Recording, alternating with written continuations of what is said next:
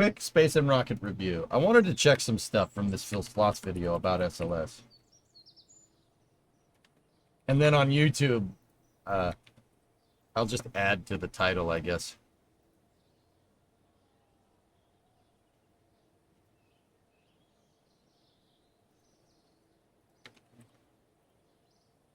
I didn't really get the green light, so we're only gonna look at clips. Guys, we're only gonna look at small parts. I didn't get, Phil hasn't gotten back to me yet. I gotta send out something for him.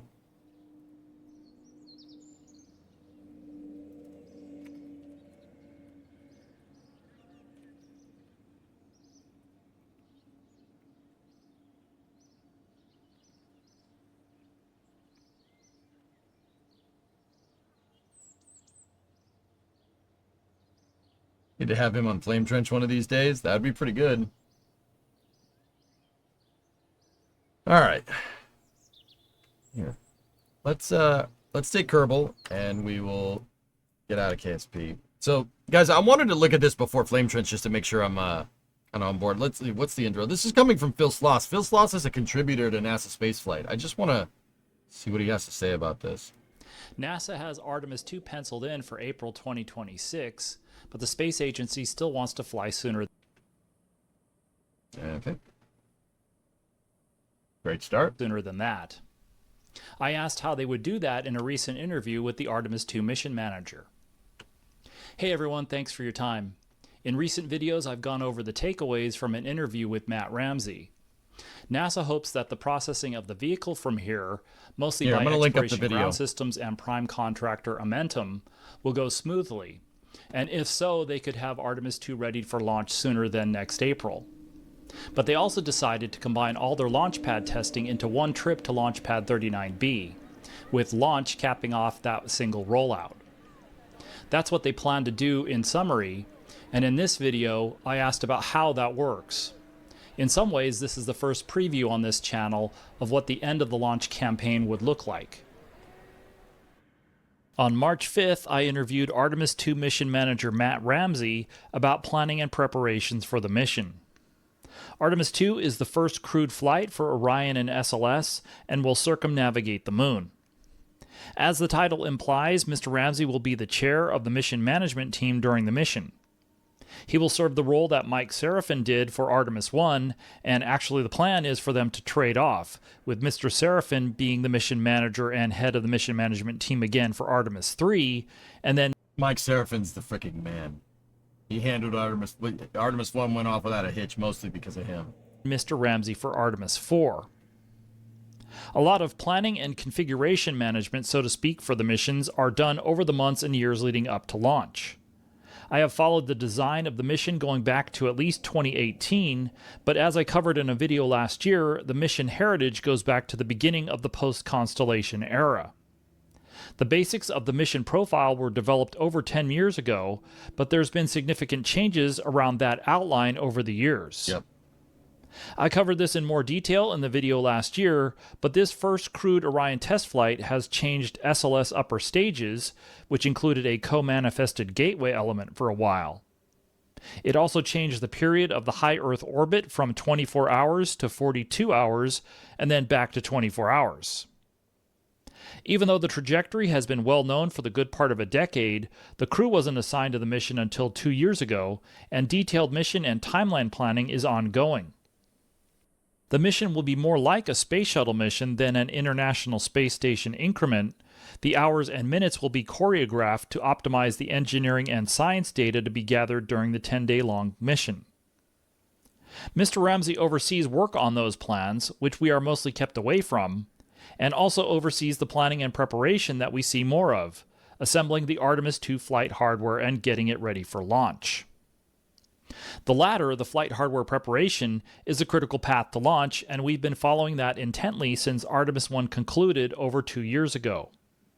The launch date moved from the end of 2024 back then to April 2026 now. However, NASA is trying to do better than April 2026. Really? Since December, after the Orion heat shield investigation concluded, they have been looking at their schedules and trying to coordinate a quote-unquote work-to date that would represent an optimistic best-case scenario. If preparations more or less go smoothly from now until launch, what would that date be? Yeah, I asked what the status was for working. that's a good question. How are you going to make it go faster? I'm not sure if rushing your mission timeline architecture or rushing your mission architecture is the wisest move right now, but April of 2026 and spaceflight talk is not that far away, guys. That's pretty damn close. Out that date. I saw a recording of the panel that you did with Charlie Blackwell Thompson. I guess that was, it's only been a month, but it's like end of January in Orlando. To move to the left. And you talked about and the I talked with Howard Hugh and I talked with a few people at the media event in mid-December at Kennedy, and they were talking about post heat shield investigation, trying to come up with a work to date that's, I guess, would be, you have for Artemis 1 there was a work to date and then there was a risk assessed date, and it sounded like everybody was still sort of putting their heads together about a work to target date. Have you guys come up with one yet, or is that still kind of being worked? Yeah, the April date was a commitment date. I kind of view in my head that's a no later than date. We've completed the work to try to figure out what the work to date is, and I think we're in pretty good shape on that. It is before April. I don't want to get out in front of anybody on announcing that, but it is before April, and we're working still to pull that back even further to the left. We were challenged to roll out by the end of the calendar year, and I think we're pretty close to that. So now we have changed some things a little bit from when probably I talked to you last. We were planning then to go roll out early with a short stack to do a tanking test.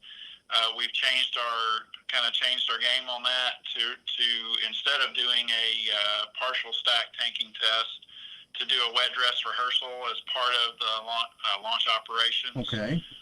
Leading up to the launch operations, so we would roll out, do a wet dress, and then stay at the pad to do our first launch opportunity, and then likely use pad access to do FTS testing that's necessary to try to and stay at the pad to do the next launch period also. So a few days after the interview, a February 2026 date for Artemis 2 was mentioned in passing during a NASA live stream, but so far that has not been widely announced or made official. Summarizing what Mr. Ramsey said, if preparations for the rest of the year go well, then they think they can get close to that goal of rolling out to the pad by the end of the year. The hope is that they can shorten the overall campaign by only rolling out to the pad once. That means that the tanking test decision that we've been waiting to hear is to go with the full stack with Orion rather than rolling out with SLS only, also known as an ICPS short stack. So rather than roll out once for the tanking test, then roll back, stack Orion, and go back out for launch, the goal is for Orion to be ready to stack at the end of the summer, beginning of fall. Okay. After that, the launch team would check out the full mated Orion SLS stack in the VAB, configure the vehicle for launch, and then roll out one time. A wet dress rehearsal is one type of tanking test. If the WDR is planned like the one for Artemis 1, the vehicle would be fueled around the same 2-day-long countdown timeline. Tanking would be basically identical to a day of launch, and the countdown would run down through the 10-minute-long terminal sequence up until a few seconds before ignition. At that point, there would be a planned cutoff, which would trigger the automatic safing and recycle sequence. The vehicle would then be fully safed, detanked, and recycled for the first launch attempt. In addition to only one rollout for launch, given these lunar launch periods, the intent this time is to stay at the pad, if necessary, for the next launch period, in case launch doesn't occur in the first one. We'll come back to that and those details in a few minutes, but first I asked about the risks with pushing the tanking test so close to launch. Or, that would be sort of my look at it. You're sort of backloading the risk in terms of if you had an issue during a tanking test, what would be some of the risks with pushing all of that right up against a launch period that you were going to target? Yeah, so obviously there's a schedule risk associated with that. I don't think that the technical risk is really that elevated. No. You run the risk of potentially having an issue with the propellant systems. That's one of the primary risks in my head. We also work out the timing of loading operations and loading the crew and that sort of thing. Now, we won't load the crew on a wet dress rehearsal. We will load the crew as part of countdown demonstration test, and that'll be run also prior to the wet dress. So we'll do a CDT countdown demonstration test, then we'll do a wet, which we actually load the astronauts into the vehicle, but we do not tank the vehicle. We simulate the tanking of the vehicle, and then we get through all that test. We do some emergency egress kind of situations there during that time, that CDT test, and then complete that, and then we'll separately do a wet dress rehearsal that won't include the loading of the crew. So kind of you trying to get into as slight like a condition as possible, but we don't want to put the crew at risk in doing the wet dress and loading the crew during the wet dress. So mainly, get back to your question, it's a schedule risk, and anything that you might find that might be hardware related, you can potentially either work it at the pad or you'd have to roll back and work it at the VAB.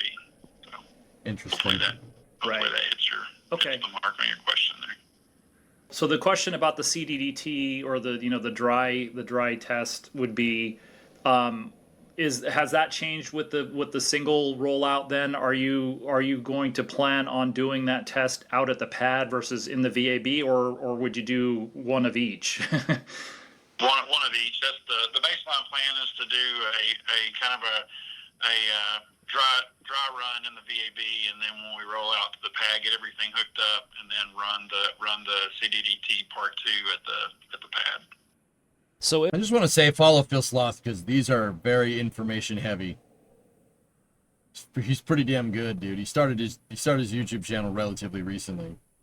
if there's an issue out at the pad, the question will be whether the vehicle can stay out at the launch pad for a while, which is something that the Artemis 1 vehicle did multiple times. I'm wondering how are you going to put the flight termination system on there? Because during Artemis 1, one of the things was they had to roll it back.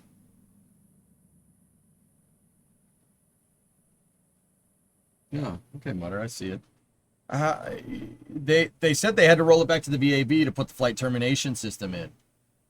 I'm wondering how they're going to do that. Most notably, after the first two launch attempts were scrubbed in late August and early September 2022. In that case, the issues were again with the quick disconnect on the liquid hydrogen tail service mast umbilical. Yep. Rather than roll back, NASA demated and remated the umbilical plates at the pad and then performed a tanking test about 2.5 weeks later. When combined with a waiver from the Eastern Test Range to extend the best use-by date, so to speak, for the flight termination system, that set them up to make another launch attempt in the next Artemis 1 launch period that had already opened. Yep. That would be the intent this time too, with some additional flexibility to stay at the pad. In contrast, we see what happens when the vehicle... You know, people don't like SLS, etc., but damn, is that a cool looking rocket. I don't give a frick what anybody says. That thing looks great. It looks real nice. It's very aesthetic. You know, something about a big old rocket with a big old mobile launcher. That, yeah. Just needs that better upper stage, man. If they just built this thing with the EOS to start, it would have been amazing. Seems like a risky system to install indoors. Well, yeah, yeah, exactly. Here.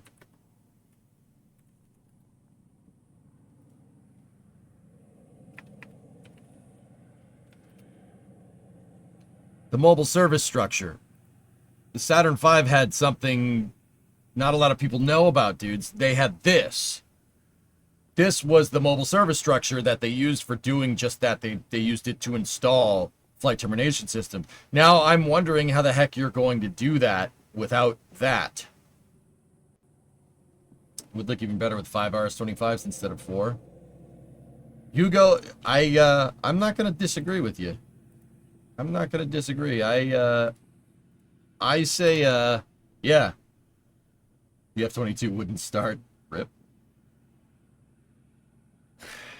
So, yeah, this thing, they made a service structure for it, and the crawler transporter could just pick it up and bring it right up to the Saturn V. And they could do payload checkouts and everything at the pad if they needed to. SLS does not have that, so, yeah, I don't know. I mean, Hugo, I'm personally of the opinion that this thing should have RS-68s on it. But,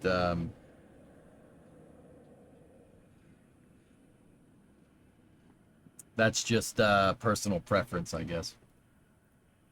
Vehicle has to be rolled back to the VAB. Back in September 2022, after the tanking test, Hurricane Ian forced NASA to roll the vehicle off the pad, and it was another 6 weeks or so before the next launch attempt could be made. Mr. Ramsey also noted that this single rollout and launch pad flow would also include a countdown demonstration test, which is the equivalent of a dry dress rehearsal with the flight crew participating. Cool. When Artemis II was delayed from late 2024 to September 2025, the agency began working on a contingency pad access system, which could provide additional flexibility. That system would provide internal access to the SLS core stage inner tank and solid rocket booster forward skirts while at the pad. And it would be another option to reset and refresh the clock for use of the FTS in the absence of a waiver for an extension. I asked about usage of that contingency system and how the FTS requirements shape the game plan, so to speak, for rolling out to the pad before launch. Those two questions of if you still have the 25-day limit, are you still trading off? I don't think so, trying Brandon. to get a waiver to extend it longer than 25 days, or are you gonna quote unquote baseline using the pad access to go in and do the FTS testing at the pad? Yeah, I wouldn't say we're going to baseline it. That there's some yes, most likely, John. in what you call a thing. So that thing, the contingency pad access is there for contingencies. However, we're using a little bit differently for Artemis 2. I don't know that we will baseline that as part of Artemis 3 because I'm not sure the need will be there. We will likely, if we get into a situation where we do the roll to the pad, do the WDR, do the first launch period, and when I say that, we'll have 3 attempts within that launch period. So we'll have, we'll have three attempts in that launch period, and then at that point, the FTS waiver, we would probably have to ask for an FTS waiver like we did for Artemis 1. Yep. Not the same magnitude, but something akin to that we would then get another nice launch period after the period that we were just in, if that makes sense. Yeah. Did that answer make sense to you, or? Yeah, I guess the question is then the follow up would be, because the way I remember it for Artemis 1, there was the timing of finishing that test in the VAB and rolling out to the pad. That had to be sort of choreographed itself on the front end. That's still the case, yes. Yeah, and so do you? I mean, so I'm sorry. Go ahead. Yeah, so it's a 15/25 day requirement. You have to so you go and do the FTS test, and you have to make the first attempt within 15 days, and you have to fly by 25. if that makes sense to you. Yeah. That's the way So I remember for Artemis 1, we had the 15, but then we had, something much greater than 25 on the back end that we were Can I able get to a work link? with the Sure, man. range. I Follow would Phil. not think Phil's that we amazing. would ask for nearly that much. I'll link it I up in know both we chats wouldn't again. ask for nearly that much for Artemis 2, but how much we go in and That's ask correct, for is Andrew. really going to be dependent on the need. And the need, I think Charlie understands what the need is, and she is working with our SLS folks with the range on that already. So I would say that's kind of to be determined as far as the exact parameters that we would go ask the range for, but there is a possibility that we would ask for them for a waiver on the back end of that. Yep. That 25 days. There had been some talk of getting to do a fit check of the pad contingency access system if SLS rolled out to pad 39B separately for a tanking test. Now that a single expedited pad flow up to launch is planned, it sounds like the first time the pad contingency access system might be set up is only if there's a contingency. If EGS, Orion, and SLS are able to send Artemis 2 on its way during the first launch period, then it wouldn't be needed. The system could come into play if things take too long and the vehicle and crew are still on the ground when the first launch period ends. Well, so if you're still working within those parameters, are you confident that you'll be able to fit all of that testing in, including a wet dress, roll out, do all of that testing, and get to that first launch attempt within that 15-day window? Yeah, I do. Okay, and then the ops are planned around that to ensure that we get to a first planned launch opportunity by then. Okay, is there? So I mean, I guess there's a lot of the launch preps would probably set you up for the wet dress in many ways. I guess so. Is the idea then to? I mean, again, I apologize if this is more of a question for Charlie Blackwell Thompson, but is the idea then, like, how much time would you be thinking about you collectively? So you do the wet dress, you detank. How much time are you? It sounds like there wouldn't be a whole lot of time between that. If everything goes clean in that test, you would basically sort of do like a scrub turnaround to go into our first launch attempt. That's right. Yeah, I think it's a little bit longer than kind of the 1 day scrub turnaround, but it is not that much longer. It's a 2 or 3 days in between, I think, is the plan. Okay, and then on the and I just looked it up. It's 3 days in between wet dress and first launch attempt. So if we look at the timeline from several days before rollout from the VAB to the pad, all the way until the first launch attempt, there's a lot to do. We can combine what we saw for Artemis 1 with what we've asked NASA exploration officials about over the last couple of years.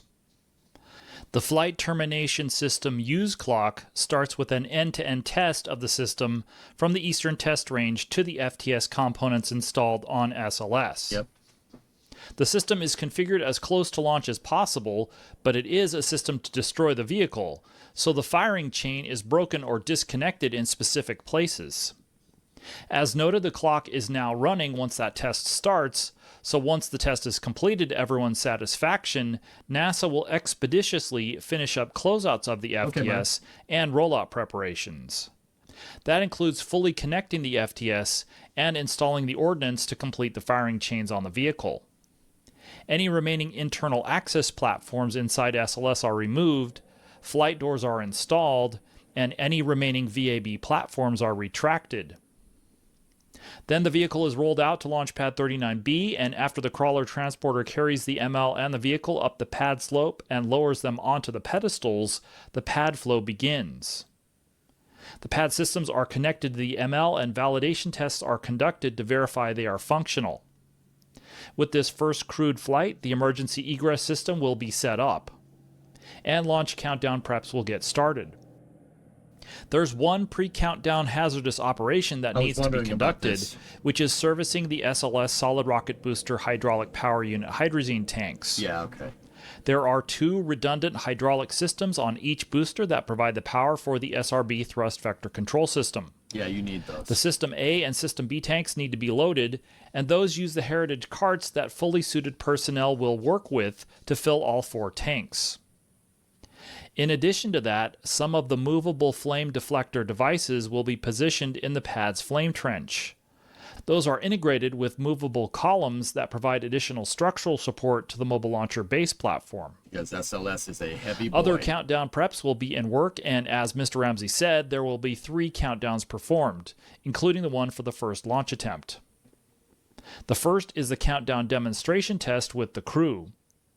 For commercial crew, they are called dry dress rehearsals, and they provide a high-fidelity practice for the launch team and flight crew to run through the day of launch timeline with all the equipment in place, just without the vehicle being fueled.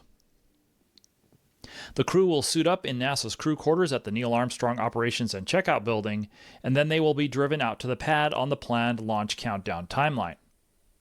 This will provide another practice run for the closeout crew and the flight crew to go through the Orion ingress procedures in the White Room on the mobile launcher. With black curtains. Exploration Ground Systems is balancing the desire to maximize daily launch windows of up to 2 hours with a time limit on how long the crew can lie on their backs in Orion before launch, and this would be the last planned practice run. After a terminal countdown simulation, as Mr. Ramsey said, there will be additional training at the pad running through emergency egress procedures in case of a contingency situation such as a fire.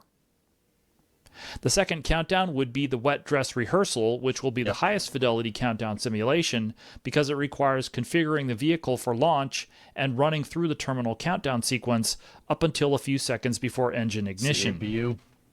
That requires the vehicle to meet all the launch commit criteria during tanking and terminal countdown until the planned cutoff. The WDR is a hazardous operation, and since no launch is intended, it would be uncrewed. Then, given what Mr. Ramsey said, it sounds like the plan would be to perform a 72-hour recycle from the WDR to the first launch attempt. That would provide time to recycle the countdown all the way back to the top, and would also allow the liquid hydrogen and liquid oxygen storage spheres at Pad 39B to be replenished from tanker trucks. The plan would be to try to get all that work from the FTS end-to-end test back in the VAB all the way to the first launch attempt within about 15 days. This is a lot. Stepping back to look at the bigger picture, the 2 ways that these programs under NASA's Exploration Directorate are hoping to accelerate the launch date or readiness to launch Artemis Wet dress would be 2R, uncrewed, Jeff. Yep. First, to keep Orion on this planned schedule.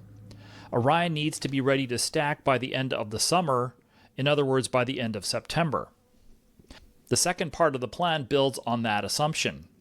Orion is ready by the end of September, early October to stack, and so a single rollout and pad flow would get to launch readiness sooner. The previous plan would have had SLS complete a tanking test out of the pad on its own. In theory, that option would mitigate some of the schedule risks from first-time tanking operations after all the modifications at Pad 39B. But apparently that option wouldn't be ready far enough ahead of Orion being ready to stack. So in parallel with Orion launch preparations in the KSC industrial area in the spring and summer, SLS will be assembled and checked out in the VAB.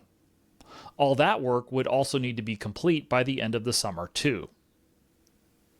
I asked about the next piece of that launch opportunity puzzle, which is the impact of the re-entry downrange constraints on the number of opportunities within a given launch period. The celestial mechanics between the Sun, Earth, and Moon are the same, and the SLS Block 1 vehicle performance is largely the same, and that combination of factors means there's a similar frequency of launch periods to Artemis 1. Yep.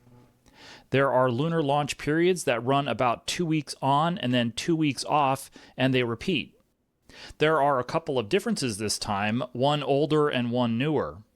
First was that there's no daylight splashdown and recovery constraint this time, since those recovery operations have been demonstrated in daylight twice. The second difference is this re-entry constraint on the Artemis II Orion heat shield. Yep.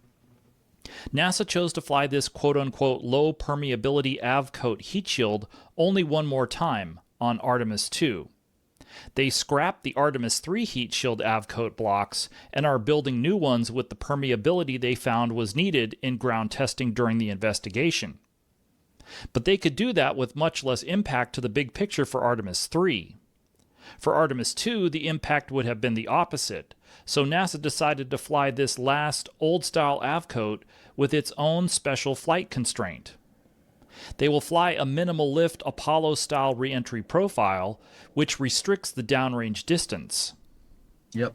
Previously, we'd heard that new constraint would take away the opportunity to launch on days at the beginning and end of particular launch periods, but as usual, I wanted more detail in order to better understand what that means. With the restrictions on the entry, the downrange entry track, Yep.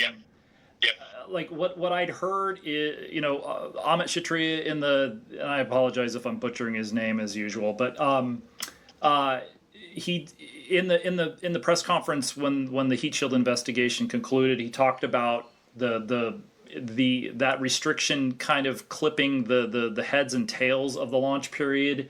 And what I'd heard is some of the launch periods were expressed, it seemed like, in a very similar time frame, like 2 weeks or so, but then within that you might only get 3 or 4 launch attempts. So you've brought this gigantic second liquid hydrogen sphere on board at Pad 39B, and I know to some extent it's for Block 1B and beyond, but will you get the chance to do, if you needed to do a scrub turnaround for weather, for instance, are you going to get an opportunity on Artemis 2 to even do like a 24-hour scrub turnaround with this restriction? Yeah. So let me start with your initial statement on the downrange for the heat shield. You are correct in that when you say if you have a 14-day launch period, some of the early part of the launch period and late part of the launch period are not typically what you really want to go after for a launch, because some of those windows may be 5-minute windows or 15-minute windows, or even an hour-long window. What we really want is the 2-hour window that we used, that we selected for Artemis 1. We want that entire 2-hour window. So at the end of this video, we ended up watching the whole video. I gotta tell Phil. I gotta tell him we did that. But go and subscribe. Go and support Phil's YouTube channel. It's pretty damn good, man. There's a lot of damn good information in here. It really pulled me in. I was like, huh? When we went in and started clipping the tail, the head and the tail of the launch window, we were actually getting rid of these 5-minute, 14-minute, 20-minute, 30-minute launch windows and maintaining, for the most part, the 2-hour launch windows in the middle. So, for example, some of the launch windows that we're looking at for Artemis 2, if we have 14 days, we may have eliminated 6 days, 3 at the beginning and 3 at the end, but they're really not that attractive windows to begin with. So we're really not losing that much from a launch availability perspective, mission availability perspective, if that makes sense to you. Okay. I'll let you ask a follow-on question if you have one there. Well, there was, I guess, not without seeing a calendar, it's harder to. I just saw a couple of numbers that I saw, and I guess I'm curious is whether you're going to be in a posture where you have to wait. You aren't necessarily going to be able to take advantage of the additional hydrogen capability, or whether you will have. Oh yeah, that's right. Back to back. I'm sorry, I completely neglected the second part of your question.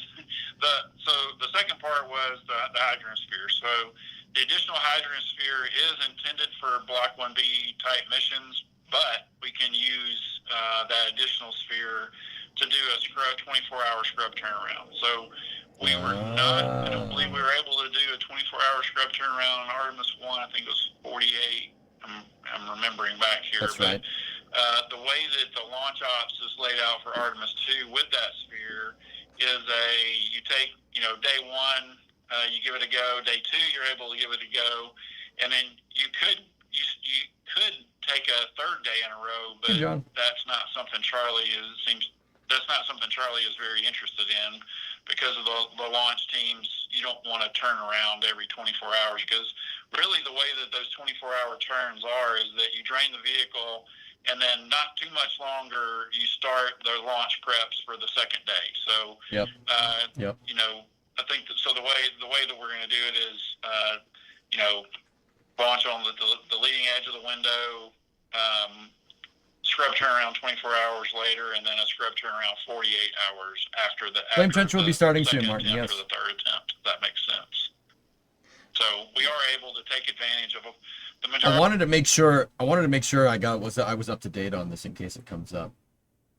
Of the days within that window, if it's a 6, 7, 8 day window that we have, we'd be able to request from the range those days within that window that we could say, here's our primary, we want it to be on whatever day, and then we'll take the next day and then 2 days after that.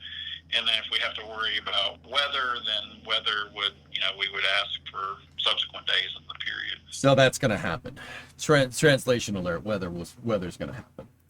I asked if we could get a launch availability calendar for Artemis 2, but NASA still says no, not yet. Even so, it sounds like the launch periods will still be like Artemis 1, where there would still be multiple days in the middle of a launch period with 2-hour-long launch windows, which would give the launch team the maximum amount of time to deal with issues and theoretically even a recycle, although that hasn't been demonstrated.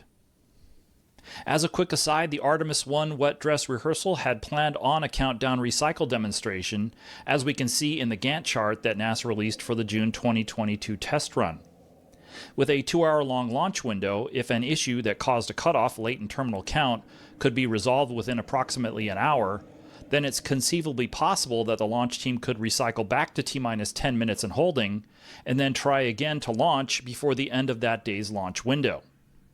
The launch team practices those scenarios all the time in simulations, but as it turned out, they never got the chance to do the highest fidelity demonstration with the Artemis 1 vehicle during the 2022 launch campaign. As noted in the question and response, there are now 2 gigantic liquid hydrogen spheres at Launch Pad 39B. The second one was built for Artemis 2 when it was going to be the first flight of the Exploration Upper Stage and SLS Block 1B. But it will enable the technical capability to perform launch attempts back to back to back 3 days in a row. Cool. As Mr. Ramsey noted, though, that is not the plan, because it's unlikely that would provide the launch team enough rest time in between launch attempts. The plan for Artemis 2 is to be able to make 4 launch attempts within 6 days, versus the 3 attempts within 7 days that were available for Artemis 1. Given this one-time re-entry constraint, those 6 days or so in the middle of the launch period would effectively be the opportunity to launch within the 2 weeks overall, where the celestial mechanics might work. If they haven't launched after 4 attempts in 6 days, then they would likely need to stay at the pad and reset for the next launch period, which might be 2 to 3 weeks in the future. Thanks as always for watching, and thanks for joining the channel. I'm hoping to put out at least a couple of extra videos a month for members, like this one. Click on the like button if you found this video informative. If you're feeling extra generous, I would welcome any one-time donations. There's a link to my Buy Me a Coffee page in the description. The idea is to provide more flexibility for making trips to NASA centers and contractor facilities in the US, even when it's not the greatest time to find an airplane seat or a rental car or a hotel room and so on, like spring break in Florida or Mardi Gras in New Orleans or places like that. Yeah. Dude, that's it's pretty good, man. Pretty good.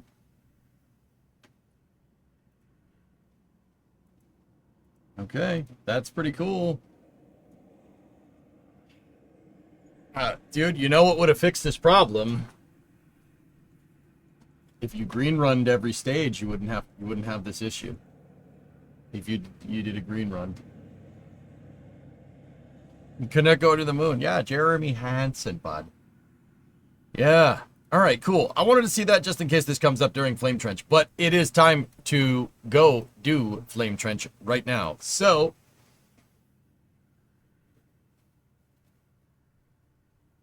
I mean, Hellfish, that what kept popping in the back of my mind in that, dude, and I gotta get going, is if you if you had a green run for every single core stage, you wouldn't have this problem. You could do it all in one shot, no big deal.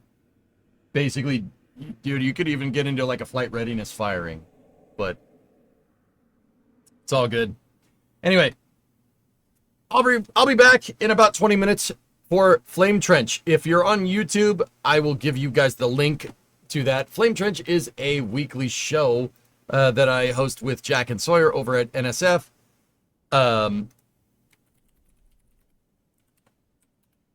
Where we talk about what's been going on. And the reason why I watched this video is because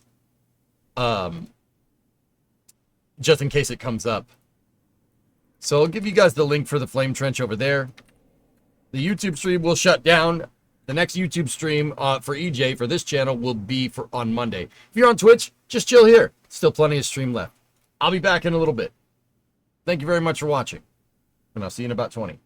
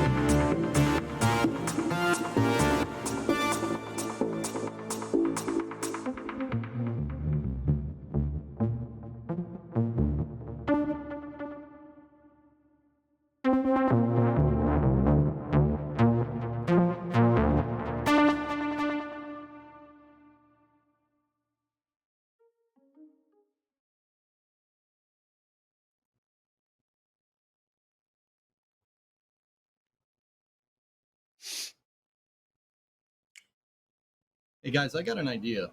Yeah, what do you got? Oh, geez, I'm scared.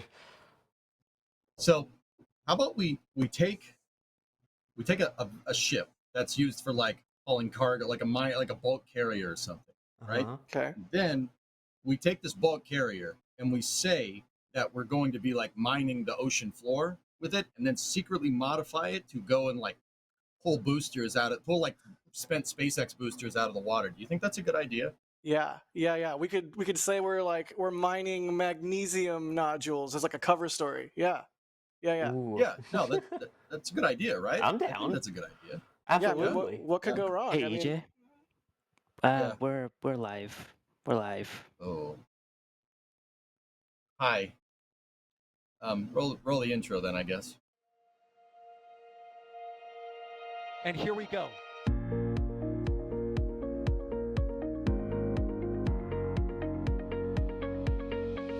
We have liftoff. Propulsion continues to be nominal.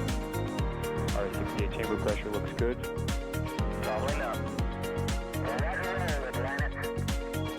Water towers fly! Tango down to nominal. Fighting downside FD off. Bring in FD off. It's orange! R45. Oh my god! Oh my god! Decollage. What is it?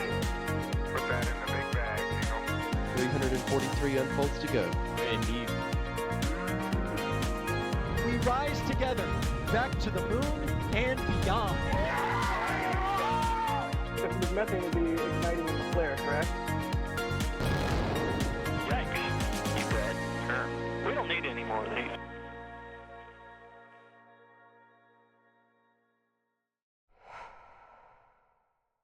Hello, and welcome to the Flame Trench. It's our weekly informal news show where things get a little bit spicy. I'm Jack Beyer for NSF. We are NASAspaceflight.com, and we're an extremely dedicated group of nerds who love rockets and all things spaceflight. As I said, you're in the Flame Trench, so as always, it's going to be not just me, but our ever-competent cohort of co-hosts. Starting off with EJ. EJ, how you doing this week, buddy? Good plan, by the way. Oh yeah, no, dude, I think it'll work. Wait, did SpaceX already do that? Maybe they might have. It's probably something we're going to talk about this week. Yeah, well, anyway, it's a good idea. Anyway, I'm doing fine. How are you, Jack? Doing good? I'm doing excellent. Leica actually just walked over to say hi, like just now. She's been not paying attention to me all morning. So I think she might have heard your voice. She misses you. But I'm doing great, and so is she. Waffles! Oh my god. Also joining us on today's stream, we have none other than the one, the only, the Sawyer. How are you doing, buddy? I'm doing pretty good. Haven't seen Jake. We'll see if he ends up making an appearance during the stream at all. But otherwise, I'm doing pretty good. Maybe not as caffeinated as a certain host, but other than that, ready to go. Excellent. You know, dude, it's not a caffeine competition, all right? You know, it's not. But I have had a lot. for the record. What we've also had a lot of is news this week. Hey. So we should jump right into it. But first, I want to thank Jay for operating the stream. And what, EJ? What? The box, dude. Oh, the box. They made my background the box. This look. Did we ever find out what's in the box? No. What's in the box? What's in the You box? can't look in the box. You can't look in the box. It's No, not for you. but now we do have EJ blocking the box, Render blocking the actual box. So, boxception. Boxception. Yeah, no, that's good. I like it. That's good. That was nicely put. Also, last little bit of housekeeping before we start the show in earnest. If you have any questions, no, you can't eat that. Go away. No. No. If you have any questions, you can't eat that. Okay. Don't worry about it. Hey, don't worry. She's very well behaved. If you have any questions, just at NASA Spaceflight in chat, and we'll see your questions pop up in some software we have running in the background. And with that, we're off to the races. Let's jump right into it this week. It's been a pretty newsy week, if I may adjective that noun. Sawyer, tell us about what's going on with Blue Moon. Blue Moon. All right. Anyway, yes. So things continue. to progress towards the first lunar lander for Blue Origin, this one being the cargo variant, and that would be the Mark 1. You could see a photo of one of the crewed variants there. This Mark 1 is getting closer to finally launching. We got a new update from Blue Origin CEO Dave Limp, who is fantastic, by the way, about posting cool photos and stuff. So if you watched the flyover, we saw a little bit of the tanks going in, and now we saw it getting its foam into place. So the mid module, there it is, that will be part of the liquid hydrogen side of things. Sawyer, I So think they it's are a pretty cool looking module. I don't think it's very mid at all. actually, it's about to not just be cool, but insulated with the Sophie going on, the spray-on foam insulation. Right back at you, Jack. Caffeine. Sorry, continue. No, it's fine. Yeah, if you saw the flyover, we had video of it rolling out and around, and now they're finally spray painting it. So we're finally getting closer to this thing landing, which is very similar to the Apollo lunar module, but obviously a heck of a lot bigger. And as I was mentioning, the first ones that they will land will be the cargo variants before eventually coming up with ones that will be for crew to land on for Artemis 4 and Artemis 5. So hopefully that means that we will see the first launch of this maybe by the end of the year. Of course, one of the big caveats being that it launches aboard New Glenn, and we already know that New Glenn Flight 2 is set for the Mars Escapade mission. So maybe for Flight 3 we'll actually finally get to see it, and hopefully this year, but it is a monster, and as Blue Origin has pointed out, they hope that this will be a way to allow more commercial access to the lunar surface because they can carry a crud ton of it at the same time. So exciting. It's so exciting to think that we have two giant lunar landers that are going to be headed to the moon here soon. And not only are they like, yes, they're big, but it's the capability that that bigness brings, like just sheer mass to the surface. It's not going to be a little rinky-dink tinfoil walls, one room thing. It's very exciting. Oh yeah, I had the mass numbers up here a bit, but it is a lot that it will be able to carry to the surface, in the tons, I believe. Amazing. 3 I'm gonna tons, see. yes. I'm gonna see if we have any questions coming through here in chat. You guys think Blue's trying to beat SpaceX to the moon? I think they're trying to beat them to the moon. I think they're gonna try and do it. And just like New Shepard landed before Falcon 9 did. There's gonna be a welcome to the club moment, I think. But at the same time, though, You guys remember that? Oh, I remember that very well. But I mean, keep in mind the fact that in terms of the lunar lander for SpaceX, it is Starship based, and Starship is, well, we'll get to Starship in a bit, but it's not ready for lunar landing. So I think they kind of have the advantage here. So it's not really a fight. It's more of, hey, we're going to get it there anyway because we don't have competition. I mean, interesting.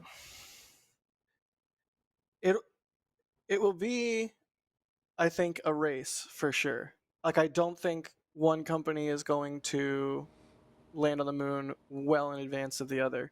Maybe I'm missing a detail or not considering everything, but I sort of feel like, despite the two wildly different approaches to development, they're going to kind of end up landing on the moon around the same time. That's my gut. I could be completely wrong. I don't know. Am I way off base? Do you guys disagree? Agree? I mean, Blue is trying to get a lander out there by the end of the year, man. Do you think Starship's going to land on the moon by the end of the year?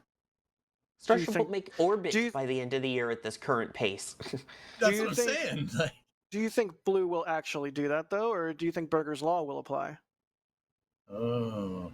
Like, I don't actually think they'll pull it off by the end of the year. I think they want to, but I think that is in classic aerospace and spaceflight, lore, or whatever the appropriate word is. It'll slip to Q1 of next year. I'd say it's kind of too early to tell. We should rehash this conversation in like November, or not November, like maybe September or something. We'll see. But here's the thing, though. Again, what have we seen in terms of lunar landing hardware for SpaceX and for Starship? We've seen some of the HLS mock-ups, but other than that, we have not seen anything lunar lander-wise really from SpaceX. I think once they get Starship into orbit, we're talking they're going to go full force all in on that lunar lander, and I can see that happening. But until that point, I think Blue Origin has that slight advantage at this point. So I think even if it is Burger's Law, which Burger's Law, in case you don't know, is if something's scheduled for the end of 1 year, it's actually probably the beginning of the next year. Even if it is, I still think that, the Pathfinder mission for this has the clear-cut advantage of beating SpaceX to the surface. In terms of repeated landings on the surface, that will be a whole nother question. I think Starship will have that advantage going forward. But for right now, assuming Pathfinder goes well and that there are no issues with New Glenn that would delay the actual launch of the lander, I think they have the clear winner. You Interesting. know what, Sawyer? I kind of with you on that one. I mean, unless SpaceX pulls a rabbit out of their hat, yeah, I think Blue's going to get their lander there before SpaceX is. But I do think you're pretty much right in saying that SpaceX is probably going to end if Starship, because Starship's getting to the moon routinely. That means they figured out fueling and figured out rapid launches and stuff. So it's more likely going to happen a lot more, right? Like that's definitely a thing. Good call. What do you Thank think any of this is a function of SpaceX's ultimate goal is Mars? And if they really wanted to get to the moon faster, they probably could. I mean, they have a functioning super heavy lift vehicle. Well, actually, I forgot to link this in the source doc, dude. On SpaceX's website, they updated their website yesterday. They did. And they actually, Yeah. yes, if you go to, destinations on their website and you click on the moon, it shows a trajectory going out to the moon, and it's a free return trajectory. So, Jack, it's funny you mentioned that, dude, because that, I don't know if SpaceX is going to get a Starship there first, but I mean, I'm just kind of curious why they would put a free return trajectory on their website for the moon. Maybe the website designer thought it looked cool. I don't know. Here's the thing. If I'm picking up what you're putting down, EJ, basically, correct me if I'm getting this wrong. Basically, if you yeeted a Starship right now, today, at the moon on a free return trajectory, it will go around the moon, and with no intervention from the vehicle itself, because it's a free return trajectory, will go around the moon and naturally come right back to Earth and re-enter the atmosphere. Is that correct? Yeah. How is that much different than just a suborbital trajectory? It's just a suborbital trajectory with extra steps. Course corrections, mid-course corrections is something that you're going to need to do on translunar injection, especially with high energy insertions.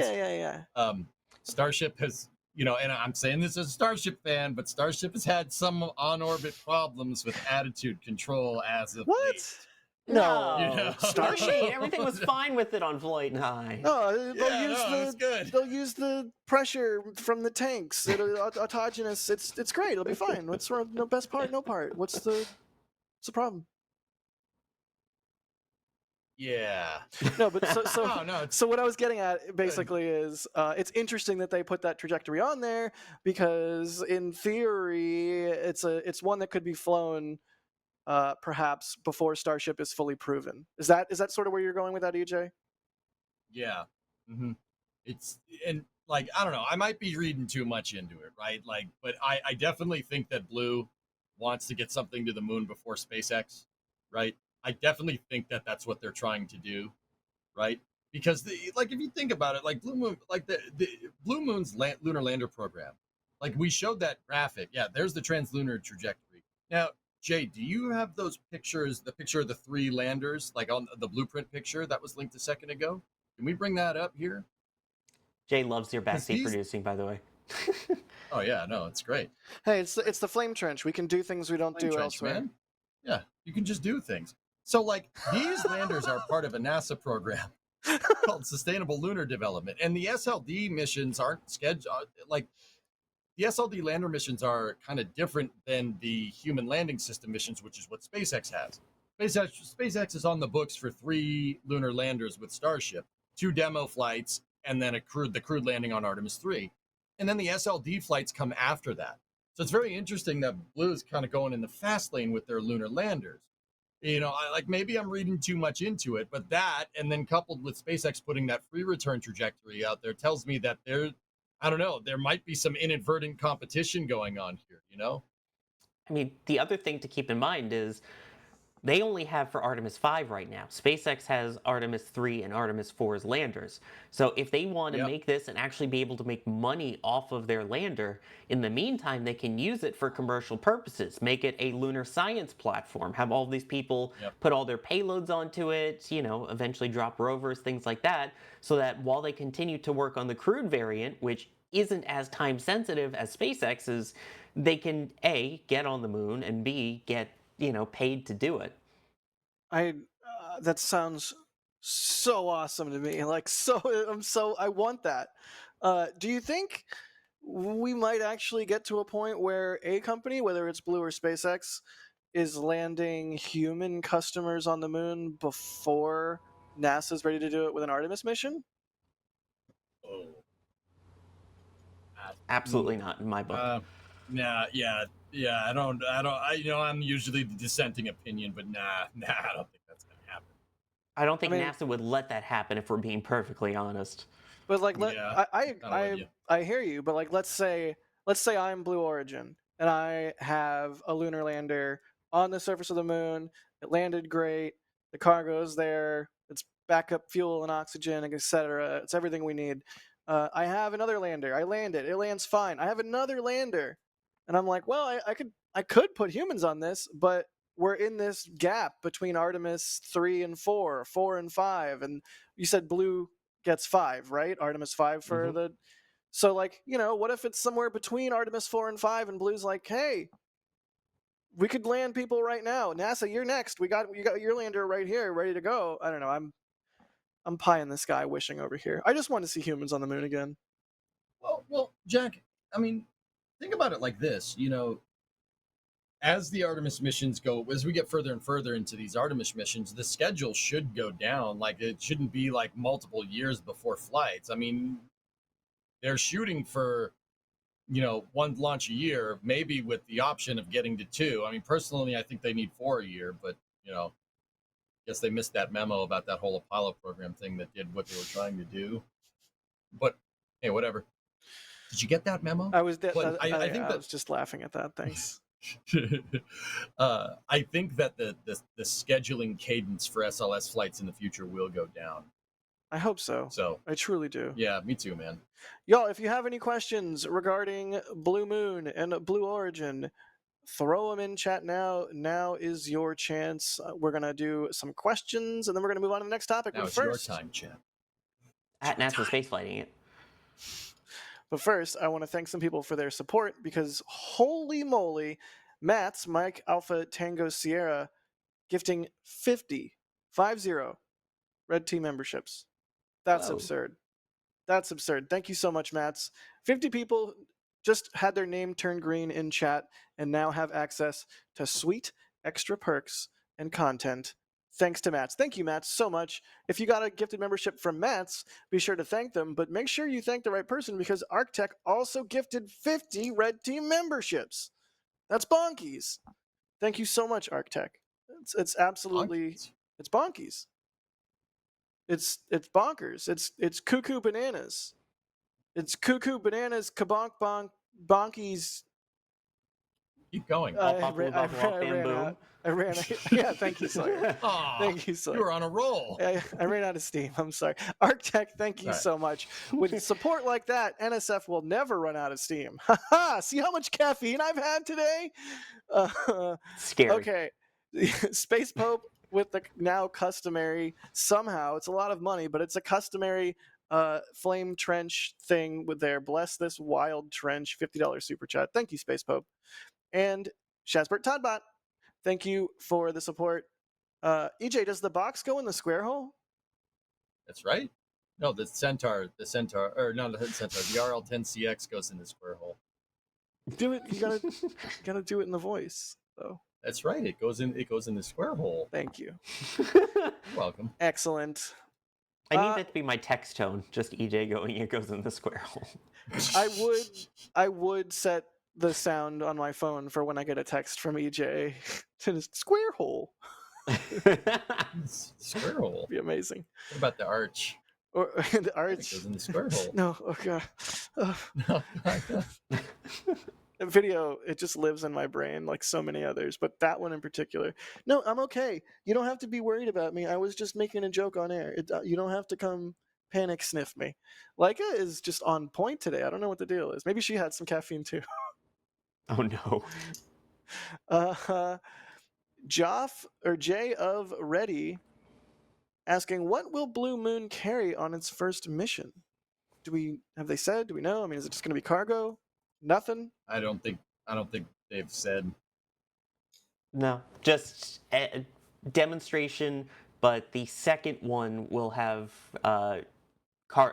paying cargo on it basically. So this one will have no paying payload customers, is my understanding. Mainly way to test out those BE7s, which I'm so excited to see that on the lunar surface and check that you can actually communicate and not tip over with a pretty tall vehicle. They should fill it full of pogs. What? They should fill it full of pogs. Why? The first one? Because then when they get it back, they would have a whole bunch of moon pogs, and then they could sell moon pogs and use it to fund their space program. This is a brilliant plan. I'm asking for 10% equity for a 50% stake. It's a mat. That's not how that conclusions works. 10% for 50%. All right, moving on. For 50 million or something. I don't know. I don't know what's going on anymore. By the way, is the first one even coming back? Probably not. I just wanted to make a Pogs joke, okay, Sawyer? We don't have to get too real about it. It's the Flame Trench. I'm sorry, but that joke was not Poggies. It was not very Poggies. If you want actual news and facts, then you need This Week in Spaceflight, which is coming up later today. But this is the Flame Trench. Hey, what we're doing is fine. Seamless plugs. How's that for fine? Creative Bytes TV. Is that seamless or shameless? 6 half a dozen, you know. Shameless Bytes TV. Creative Bytes TV. EJ, get out of my head. Get out of my head. My head. My head. You're up in my base, messing up my dudes. Creative Bytes TV is asking, is Blue Origin doing this for commercial purposes mainly to make it work financially for them? Question mark.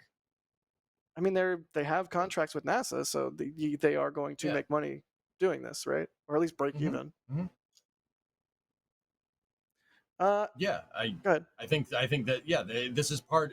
So all of Blue's lunar landers. I mean, it's no doubt that the company has their own goals for what they want to do in space, but Mark I lander and the Mark II lander are part of Sustainable Lunar Development, which is a NASA program. NASA. Back when NASA was trying to get a lunar lander on the books in, 2018, 2019, I think it was, there was a down select between the national team, Starship, and Dynetics kind of saddle lander, right? And, everybody thought they were going to choose the national team, and then they chose Starship. And then Congress got really mad because they chose Starship, and then immediately got another lunar lander on the books and called it Sustainable Lunar Development. Interesting choice of words. So yeah, it is a paying NASA mission. It's one of 2 lunar landing programs that we have, and because 2 is going to make it happen faster or something. Hey, it totally did with Starliner. Yeah. Ouch. Well, I mean, it's the Flame Trench. Come on, it's a Flame Trench. I've got a question coming up later for one of our other stories that you're gonna hate me for. But I mean, if I remember rightly, these Pathfinder missions also are part of CLIPS, the Commercial Lunar Payload Services, which Alex reminded me that they will have CLIPS payloads on that first flight. So yes, while this is obviously preparing for human lunar landers, they're also getting part of the exploration contracts for proof of concepts for Artemis. Nice. Love that. The Hitman 5C is asking, Blue may land on the moon, but will it be in one piece and not fall over before SpaceX? I don't know. It's there's a lot on the table there. I mean, so I saw you said you're testing new engines, new design. Uh, Not much experience landing on the moon, but then again, that hasn't stopped companies in the past. I mean, Firefly nailed it First try. Pretty cool. Intuitive got close. Astrobotic didn't. You know what You know, I find iSpace kind of did curious? something near the surface. What's It up? did a thing. It did something. Do you think the bigger landers, which also are kind of tall, sort of like the smaller landers have been, do you think they're gonna mimic what we've seen with the smaller landers, perhaps in some of the first few landings, where they do tip over because they are so frickin' tall? Possible. It's I mean, really depends on how stone cold they got that guidance system in. I mean, I do have you know, like immense faith in SpaceX GNC engineers in particular. I mean, look at what they've done with Falcon and with Starship and with Booster, being able to land it on the chopsticks so well that they're like, oh, we can make the chopsticks shorter, smaller target, it's fine. Like SpaceX GNC teams are god tier. But it's still the moon. pretty good. It's still the moon, and it's still different. And I don't know. Sorry. I think I mean, cut you off. Or go ahead, EJ. I don't think it can be underestimated. And this is going to sound ridiculous, but I don't think it should be underestimated. Like from us as people looking in at all these lunar programs and all these landers that have tipped over or malfunctioned or not made it. Like it is really really difficult to get your lunar land to know how far it is off the ground. That's not as easy as people think it is. It's not like you just switch to the ground altimeter, Kerbal Space Program, we're good to go. No, it's it is it is a difficult problem. How can you have depth perception when everything's the same color? It's tough. It's not as easy as you might think. I mean, that's if you're using a relative landing system. We could get into navigation systems. I could talk your ear off about that, but we're not going to. That is a difficult thing to do. Anyway, Sawyer, what were you saying? 1201, 1202 alarms overloading the ground radar. But I mean, we're Bingo. talking Stupid Buzz leaving the thing on. Sorry, go ahead. Don't even get me started on him. But yeah, you're talking something, one of the largest things we've landed since the Apollo lunar landers, but also keep in mind, the Apollo lunar landers had these two other things that these don't, called people. You had two humans in them that could take over. For example, again, Apollo 11, besides the 1201, 1202 alarms, the fact that you had the giant boulder field that you were going towards, that Neil could then take control and fly it so that they didn't impale themselves on a giant boulder. And thankfully, they didn't. But that's less able when you're talking a remotely operated vehicle like this that's totally automated, that doesn't have that manual override and is relying solely on cameras versus Mark 1 eyeballs. So I think it runs that extra risk, and for all the people who are like, well, it's just like the Apollo lander, those two things make a huge difference. Person 1 and person 2. Yep, that's right. Yeah, agreed. Man, I'm just like, I'm thinking about when we start landing on the moon again, and I'm thinking about when we landed on the moon last time and how we were like in the Vietnam War and society was so divided. I can't imagine that when we land on the moon again, that things will be the exact same, like super divided, so like all over. Oh wait. I really hope that when it happens, it's a sort of a unifying moment. I hope so. That's how we portray the first moon landing in TV and film, right? It's like the world came together and everyone was stoked that we landed on the moon. I hope that happens again. But now we'll have moon deniers all over X. It'll be even better. God. Oh God. Here's the thing. Moon landing deniers, they only have so much material to use in their stupid videos where it's like, look, the shadow isn't landing her. But once we start landing on the moon again, they'll have a whole new set of material to make nonsense about. You know, I just love talking to skeptics. You know, they're usually just, you know, personality wise, some of the most interesting people around. And it's not like they all believe the same thing Right. and, you know, are very one dimensional. I've had some great You know, conversations with people who 100% do not think that we landed on the moon, and I almost treat it I like, you know, I'm not gonna. I haven't. I mean, I try my best to be like, oh yeah, that's, huh, but I don't know. I just treat it sort of like playing a card game, where it's like, all right, what's the first card I'm gonna pull out of my argument pack to use on this person who thinks we didn't land on the moon. Typically, the first card out of the argument pack is, hey, but if we didn't land on the moon, wouldn't Russia, who was our mortal enemy at the time, have been like, they didn't land on the moon? And usually, that one makes them at least go, huh, yeah, I guess, yeah, huh. But what about the? But at least it makes them pause for a second. I don't know. Do you have like a first? No, that's what I usually say. And, you know, depending on where the conversation goes, it's usually like, well, we fooled them too. It's like, yeah, all right. All right. Yeah. Hey, I have to go to the bathroom. I'll see you later. Yeah. I have to go Yeah. stand over here now. Yeah. It's gonna look I like have- I'm leaving, but I'm not. It's gonna look like I'm walking away from this conversation. But Yeah. I'm just gonna go get a hot pretzel. I used to work in TV news, and I had an on-air segment called Science with Sawyer. And the first time that I ever got recognized in public in the area that I was on TV for, someone came up to me and said, "Hey, you're the guy that does science on the news, right?" I'm like, "Yeah, I am." He said, "I love your segment, except I don't believe we landed on the moon." And this is my first interaction with someone who recognized me in person from my TV science stuff. And here we are. I'm at a charity event. And I'm like, I think I said, I appreciate your opinion and thank you so much for watching. Very diplomatic of you. I was also representing the TV station I was working for, so Yeah. I couldn't say what I really wanted to say. Ever the professional, Sawyer. Who would you rather be seated next to at an event like that? A flat earther or a moon landing denier? EJ, go. I'll go moon landing denier. At least they space exists. So, you know, I'll take that. Sawyer? That's fine. It's a great answer. And here's the question: does the flat earther also believe in the moon landing? Somehow, yes. Then yes, flat earther. Amazing.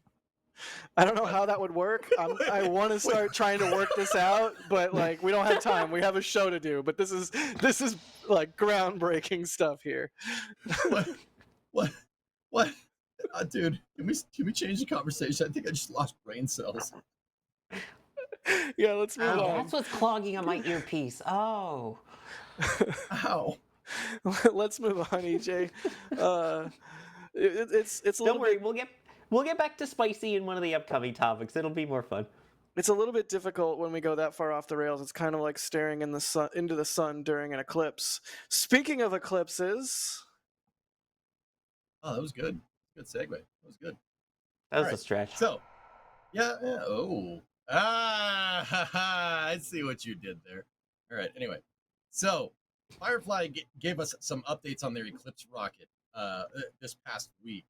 They showed their, I want to call it a downcomer, but I guess we got to call it a transfer tube. transfer line. Yes, it's a line. It's not even a tube. Oh yeah. Okay, I'll take transfer line. I mean, That's we can fine. get into like what is a sandwich, what is a tube, what is a line, what is soup, So- is cereal a soup? Like we can go No. down that road, but yeah, they called it a I don't- transfer line. I don't want to. Yeah. Okay. So they're that's at their test stands out in Brinks, Texas, and they are doing some testing on their transfer tube, particularly load testing. That transfer tube is capable of moving 1.8 metric tons a second of liquid oxygen to their Miranda engines on their Eclipse vehicle. Now, the Eclipse vehicle is formerly known as the MLV. It's the Firefly's medium launch vehicle that is basically, I mean, I don't know. Do you think it'd be fair to say that it's basically an Antares replacement? But it kind of isn't, but it kind of is. Yeah. Is that fair? I think that's fair. Cool. All right. So Firefly's goal is to have a full Eclipse first stage working by the end of the year. Now, it's a couple of things interesting. I mean, a couple of things that are interesting. Has anybody done a carbon carbon composite or carbon fiber transfer tube? That Why? is a Is that really really good wrong? question. I guess the only I think, company that would have done it would yeah, have been Rocket Lab. yeah. Now, but see, that gets my mind, kind of thinking here. Like, do we know if Rocket Lab's transfer tube is carbon composite? Like, I don't think we've ever seen an interior shot of an Electron. Like, do we know that for sure? I don't actually know. Now I really want Right? to know. Also, I want to Yeah. know See, what this they is call it. Like SpaceX calls it a transfer yeah. tube. Firefly's calling it a transfer line. Didn't Relativity call it a downcomer? Ugh, Yes. gross. Fuel up and down goer thing. There you go. I like that I one. like that one too. So in this shot right here is a picture. So that is one of the that's part of the stage. The bigger part in the background, that's on what's called a mandrel. That's what they use to wind the stages, because that's what they do. They basically have a rotisserie, and the rotisserie has a mandrel on it, and then they have this machine that looks like GLaDOS roll, and they weave the thing as it spins. So that's the stage barrel right there. Oh, there it is. Yeah, Looks like GLaDOS. there's the fiber. You can see like all the different rolls of fiber, like all the little bobbins or spindles or whatever the appropriate term is. So cool. The transfer Yep. line is a lie. Yes. This was a triumph. Did you- Making a note here. Huge Huge success. success. Dang it! Now Yep. that's stuck in my head. Yes. So Thank you. good. So in the background of that shot was the mandrel with the barrel segment, and then in the foreground was the transfer tube in front of it right there. Guys, I always say, like, and we kind of touch base on this on the last Flame Trench, right? We don't go, like, NSF doesn't want to go and talk to people if you don't have any hardware to show, and that's what I think that touches on a very important thing here. Although Talk is cheap. Talk is cheap. Show us the hardware, and there's some hardware right there. yeah, absolutely. Although I will say we absolutely love talking to companies, even if they don't have hardware. But like, in terms of making a video that people will actually want to watch, like people want to see hardware. People want to see something real. Mhm. But yeah, that's real hardware, baby. Love it. You'd love to see Oh it. yeah, good stuff. Now, simultaneously, wait for this one. We got an update from Astra. Honey, what? Astra. We got an update from Astra, Space Y, the horizontal rocket that went out the gate sideways. We got an update from them, and they actually showed one of their engines test firing. Well, it's not their engine, but they showed an engine firing on the test stand. I'm not sure how kind of healthy this engine is from this shot, but you see the green. There's the T tab right there. That's triethyl aluminum Triethyl borane. Yeah, it goes in the circle hole. Goes Right. in the borane Sorry. hole. Goes in the Here's borane here's the thing. Hey, they're doing engine testing. They got hardware, man. I am not a Just rocket saying. scientist. I am not a propulsion engineer. And I am simultaneously Mr. Companies should release more footage and talk about the things they're doing and the tests they're doing. Like I really want companies to do that. And I don't know what I'm looking at from a expert point of view. So I could be completely wrong. I know it's a tap off cycle engine, so maybe it just looks like that. But okay, so that darker area is film cooling, right? That is like a little bit of a different fuel mixture ratio that goes along the side of the nozzle wall that keeps the nozzle cool because it's burning at a lower temperature than the actual main plume, right? That's that black that we're seeing. On other, it's not a mixture. It's just fuel. Okay. You don't want to mix in the nozzle. That would be. Got it. Now I don't know if it's frame rate or shutter speed or turbine frequency, like spin, I don't know, but yeah, that don't look right. Something about the way that film cooling is jumping around doesn't look super healthy to me. That's my long-winded roundabout way of saying that. And to Astra's credit, the tweet was like, "Oh, we're starting up combustion chamber tests" or something like that. I forget what the exact tweet said. Sorry, but it's very clearly meant to be like, we're just getting started with this kind of thing. Like, so trying to be a little bit charitable, but still, this is, yeah, that engine don't look happy. I don't think they I mean- gave an actual FPS of how slowed down this is, did they? Other than it's just slowed down. I think it's, oh man, I don't know. So many companies release footage. I think they said that the frame rate was like 2,400 frames a second or something. I could be pulling that out of my tail, guys. So Because there's the tweet, that's it. That's or the tweet. Zeet, or post, or whatever. It's a tweet. It'll always be a tweet. Guys, I mean, the other thing is that they could be. I mean, Jack, we could all be right. They could be doing something with the, it doesn't look right, and they could be testing something with the engine. We don't know what the testing criteria was for this engine. I mean, Right. Some people do destructive testing with engines. SpaceX does it all the time. I'm not saying that Astra does either, but there's many ways to kind of push your engine to the limit, change a bunch of different parameters. It's almost like rocket science or something. It's kind of complicated. That can cause that to look a little weird, or it can cause the engine to chug, or forgive me, you could cause jerk. There is There's a little bunch bit of of things. chugging here at the beginning, if that's even the right term for this, where you can sort of see it pulsing as the engine is starting That's up. from the T-tab. Yeah, dude. for sure. No, that I don't take as a like, oh, it doesn't look good. Yeah, maybe it's just like a shutter angle, or who knows. Alex in the back channel saying they think it looks normal compared to footage from Firefly, so take that for what you will. I mean, I've shot slow motion footage of Reavers several times, and yeah, I don't know that it looks like that. But like you said, maybe they're testing something with a combustion chamber, like they said in the tweet. Sorry, go ahead. But this isn't a Reaver engine. Come on, this is an upgraded engine. Yeah, I would like to point out that Astra didn't engineer this engine. They are for Rocket 4, their next generation rocket. They are procuring their first stage propulsion from Firefly. So it's a Jack said Reaver engine because it is a Reaver engine from Firefly. That's the same thing that Firefly Alpha uses, or at least similar. I mean, like I said, they could be doing something with it. Like, just because an auto manufacturer makes a certain type of engine doesn't mean an aftermarket company won't buy that engine wholesale and do stuff to it. Like, I'm thinking like Lingenfelter or something, like with Chevy engines. I love that you brought it back to cars. Of course you did. Dang right I did. That's why that's why when I said it's not Reaver, I don't know if you saw, I also mouthed the words, it's Reaver. But yeah. It's Reaver. Reaver is the one on the right, according to Jay. That looks like a person, and not an engine.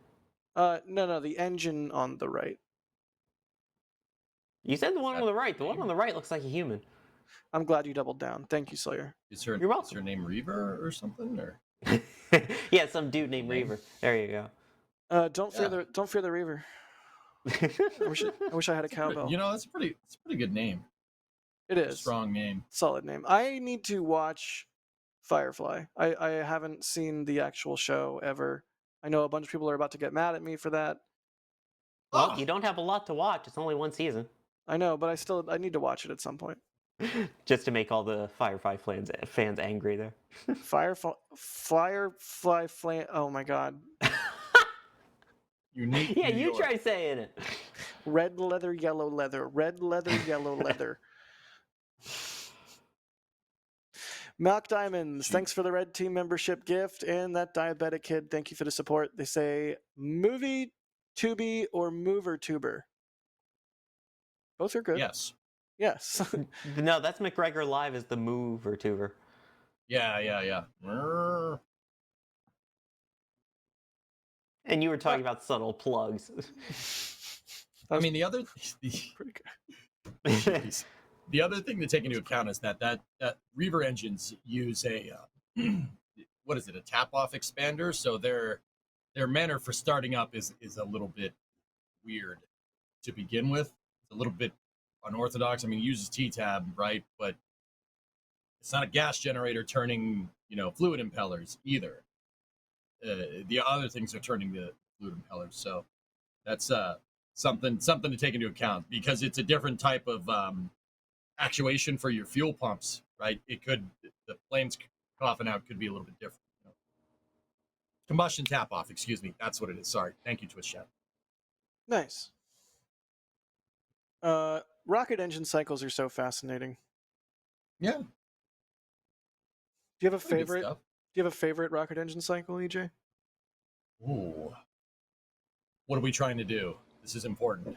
What's the goal? Coolness. F1. Why? Coolness? F1.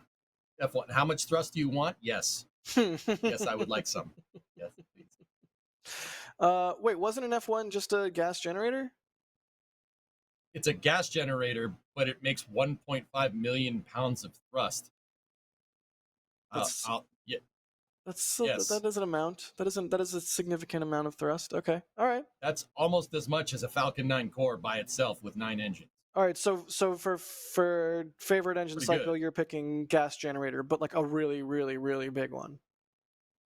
Yeah, but see, like gas generator is a gas generator Carolock cycle like that is good for first stage engines. All right, I'd say overall, I'll take hydrogen fuel rich stage combustion, like because that's good at being a first or second stage engine or both. Whatever. Interesting.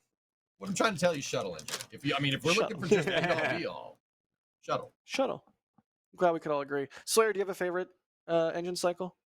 I still like full flow stage combustion. I don't know, it's just something about it. It even- feels so classic at this point almost.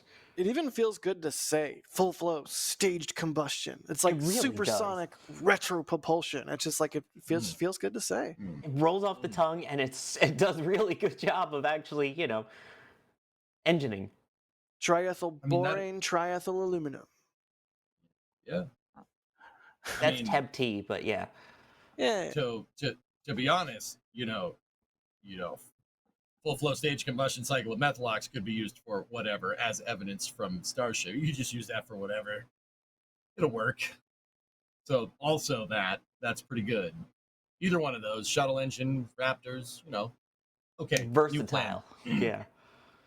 Okay, Sawyer, I got a new plan. How about we take a shuttle with an external tank and we put 2 liquid fuel boosters on it with Raptors?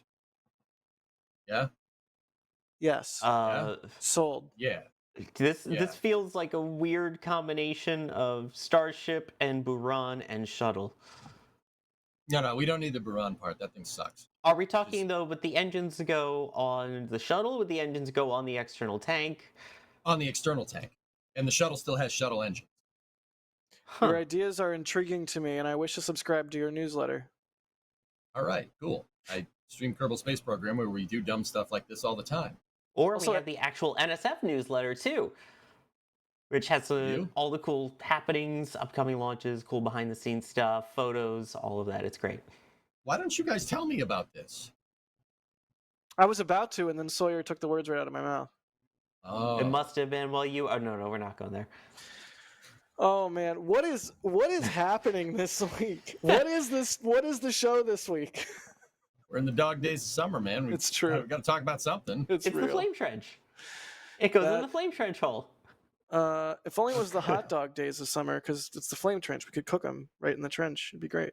So, actually, speaking of trench. Oh, what the heck, man? Sawyer, why'd you take that from me? Yeah, dude, see, he does this to me all the time. Can we talk about this? Can we talk about this, like, live on air? He does this to me all the time. I'm so glad it finally happened to someone else that wasn't me for once. The number of times somebody is saying a thing, and I have a glassy look on my face because I'm trying to piece together how I'm going to do the thing, or I'm reading the back channel because they're telling me to do a thing, and then I cue up a way to do it nice and smooth, and I'm like, and then as I am about to exhale breath out of my mouth and make my vocal cords say the things, Sawyer says the thing. My brain goes too fast. I'm sorry. It's a blessing and a curse. Anyways. It's not easy being me. I had to get that off my chest. I'm sorry. EJ. I don't even remember what we're talking about anymore. We were talking about, I was going to talk about Rocket Lab. I was going to talk about Rocket Lab and how they posted pictures of, speaking of just kind of the roundup of, all the other what's going on in the commercial spaceflight industry. Rocket Lab posted pictures of their, an updated picture of their pad at Mid-Atlantic Regional at Wallops. And I must say, for something that's basically was like a foundation like 6 months ago, they've made some pretty pretty dang good progress.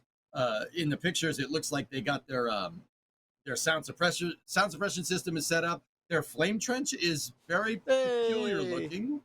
Look. This is why I was saying. Speaking of flame trench, look at that. What is that? It's covered? It's ducted. It is a ducted trench. It's a flame duct, not a flame trench. Is it a tube? Yes, that's hollow. It's a tube. So it's kind of like it's like transferring Don't you the dare. fire from the underneath the launch mount to not underneath the launch. It's like a transfer. It's like a transfer tube. Yeah, it's like a transfer tube trench. I am not calling it that. I'm so happy. I'm so happy right now. This is my favorite flame trench ever. So they got the water tower in place. Their water sound suppression looks great. They have all the pipes hooked up for the tank farm, liquid oxygen, or liquid fuel and liquid oxygen on both sides. Everything looks really, really finished. And guys, I don't know about you, this thing came together awfully quick.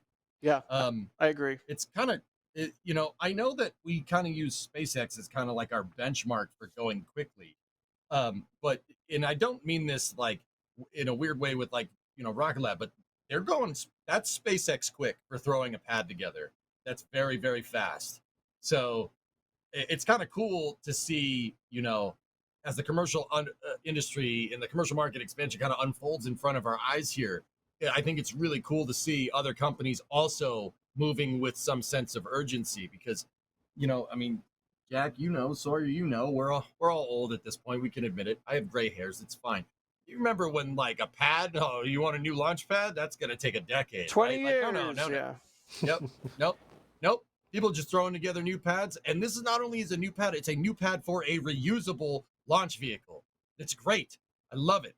I'm so happy for Rocket Lab. I do have one question though, fellas. Oh. Jake, can we go look at that picture one more time? Can we get do you have the 3/4 view picture from that tweet? The one that's kind of looking where you could kind of see Electron's pad as well? It's such a beautiful pad. Oh, yeah. This one. Perfect. Okay. Chad, I have this question for you as well. How are they getting Neutron onto the pad? Where's your transporter erector or strongback or, vehicle integration facility?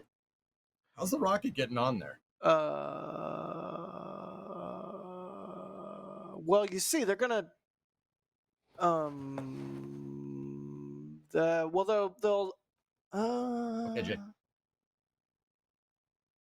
What if See? Chopsticks. I was like, chopsticks, do chopsticks. Hey, the Starship update's coming later, man. Quiet. Maybe that area I don't know if it's north, but just if the top of the frame is north, top of the frame would be northwest. It's the ocean. Yeah, but ocean. Okay, so west northwest, that little cleared area where there's currently some construction stuff, maybe that infrastructure goes there. I mean, also where the crane is right now could be a thing potentially. Are they just going to use a lattice crane to just plop this thing on the pad? If so, I'm kind of here for it. I mean, hey, let me tell you about a little company called SpaceX who's building the world's largest rocket in South Texas. And boy, howdy, for a lot of years, did they love using cranes to lift starships onto pads. Yeah, no, I mean, just saying, a crane is pretty off-the-shelf integration facility. That's COTS. It's a COTS crane. COTS crane, baby. That's, I'm just wondering, like, they said that Neutron in the payload. So I went digging on this. The payload users guide. They said that Neutron's going to be moved on a transport stool that's moved by SPMTs. So where's your chopsticks at? Question. I mean, Alex might be onto something or something. Or are they just going to use a crane like when they took Booster 4 and Ship 20 and stacked them using the crawler crane, which was pretty cool. It's pretty neat. Yeah, I'm sitting here looking at them like the launch plate and the launch pedestal is a little ways off the ground. There's no ramp going to it. There's no nothing. It's just there, and it's probably, like 10 meters off the deck here. Like, so how are you getting a rocket on this? I'm actually curious. Like, Maybe the transporter stool, the transporter that the stool sits on is like a really wide boy, like a kind of a crab sort of situation. yeah. And so it can move in along that road and then drop the mount right where it is over the side tuber, and then the flame comer, and then it can. Well, you can't. There's propellant lines in the way. Oh yeah.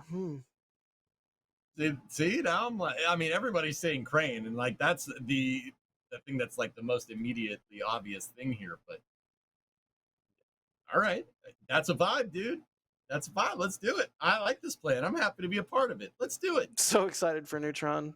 Man, that flame tuber looks really cool. It does look cool, right? Am I allowed to not be accused of being a word stealer if I talk now? Sawyer, I'm so sorry. No. Please say No. say. Be quiet. You have been remarkably silent now that I think about the last 5 minutes of the show. I'm so sorry. Now I feel like a jerk. Please say words. Go. No, because there was even a poll for it. That's why 80% of people think I am. Oh no. Oh yeah. For the record, I didn't make that poll. That was not. I don't know what that is. There's no words on it. I've never seen this before. I mean, yeah. If so, you're all right. Don't do Sawyer like that. No, that's not cool. That's not cool, man. I love you, buddy. Speaking of not cool, man, it would be not cool. No, I'm kidding. Oh, I thought you had some. Right. Oh No! man, that All would have right. been. Dang. All right, now do it. No, I was gonna say though, it would be interesting. I'm sure for the first couple flights, it might be different from what they end up doing down the line. But I feel like there's got to be some way that they can lift it on. I don't know if it would be some kind of mobile transporter that they take, because the road has that kind of upward ramp that would be able to support that kind of infrastructure. It's just once it gets next to it, how is it going to transfer over? Is the interesting question. Yeah, that's I went digging and I couldn't find anything in the payload users guide from Rocket Lab or anything like that. Like I don't. It's a huge kind of maybe next week. Like chat, please go digging. I actually don't know. I'm like, a little weird. I stayed up way too late the other night, like being like, no. There must be something. Looking like Charlie Day. I'm like, no, they're gonna use a crane. Like, no, no. It's like I seriously can't find anything. If you guys could find something, like in next week, let me know because like I got nothing. I'm like maybe a crane, a lattice crane, I can lift it up. Who knows? Let's do some questions. Let's do some questions, Jack. Yeah. What was that? What was that, EJ? I feel like we're getting a little bit of extra spicy EJ this week. I like it. I like it. What was that? Like what? I don't know. I don't know. I got kind of fired up, dude. You were like really into it. Like you committed. You committed hard. No, the GSE is my favorite. All right, like I love ground support equipment for airplanes and for rockets, and I'm happy that that's kind of part of a Venn diagram nowadays that that overlaps. I think that's super cool. But yeah, launch pads are my favorite. I love seeing the machine that launches the machine, and like the chopsticks, like Until it delays a launch, or 6 of them. It's not a shuttle launch, Sawyer, so I think we're all right. Or Delta, or Atlas, or Vulcan, Atlas. or... Yep. Oh no, Vulcan hasn't yet, actually, from GSE. Vulcan's actually been pretty good, man. EJ, cover your ears. Ground umbilical carrier plate. Ground umbilical carrier plate. Ground umbilical carrier plate. Ground umbilical carrier plate. Why'd you tell EJ to cover his ears and not me? Why are we doing this? I remember those. I followed those missions. EJ and I, I'm sure, both did, but... Oh, I followed every mission. The 6 freaking delays of 133 and all that. Oh. Yeah. I hope Crispy isn't watching. It's no joke, man. He is. Who do you think made the poll? Oh god. Sorry, Crispy. Hey fellas, you know who my favorite football team is? It's Leeds. The clean leads. That's what they call them. Why are you pulling up the picture of the Guckpy? Come on. That's the ground umbilical carrier plate. Y'all, if you don't know, the Guckpy, the ground umbilical carrier plate, was responsible for a large number, especially in the later era of the program, of shuttle launch scrubs. I can think of at least 3 off the top of my head that were delayed by it. Might be more. Oh, there it goes. Hey, fellas, I don't mean to be that guy. SLS has a ground umbilical carrier plate for gas. Yeah, So he has remember 2 of Engine them. 3? Yeah. Yeah. Yes. Yes, I do. Yes, I do. Yeah, guess what? What? Hydrogen, you tricky element. Werner von Kerman just says side tuber. That's in our panel for some reason. So, I don't think I put Side that in tuber. there. Someone just put side tuber in there. All right. All right. March 5. Zap fan is asking, where's the landing pad for Neutron? Somebody didn't watch the Flame Trench last week. So, Rocket Lab has partnered with, I think it's Bollinger Shipbuilding. They're going to build I don't know what they called it. They're gonna make an ASDS. They're gonna A make a drone return ship. on investment. Yeah, they're calling it return on investment. They're gonna land Neutron return to launch site was nixed a little while ago, and they opted for landing on a drone ship. They signed the contracts to build it actually last week. So yeah, they're actually. I went digging again. Chad had to help me out this time, and I was thinking, where's this drone ship going to? How do you return the booster? Like where there's no heavy docks around there. It turns out that on the north side of Wallops Island, if you look at it on Google Earth, there's a runway up there that they use for something. There is a small dock there, and Rocket Lab is actually going to build a heavy dock to move Neutron back to Wallops Island from a downrange landing at sea. We actually found the dredging plans too, because that I don't know. I think that's cool. If you think it's cool, it's cool, right? Like I think that's not cool. like yeah, That's digging water. That's my kind of dig. That's my kind of broom closet with newspaper clippings all over the walls with red string connecting the thing. Yeah, that. By the way, Carol!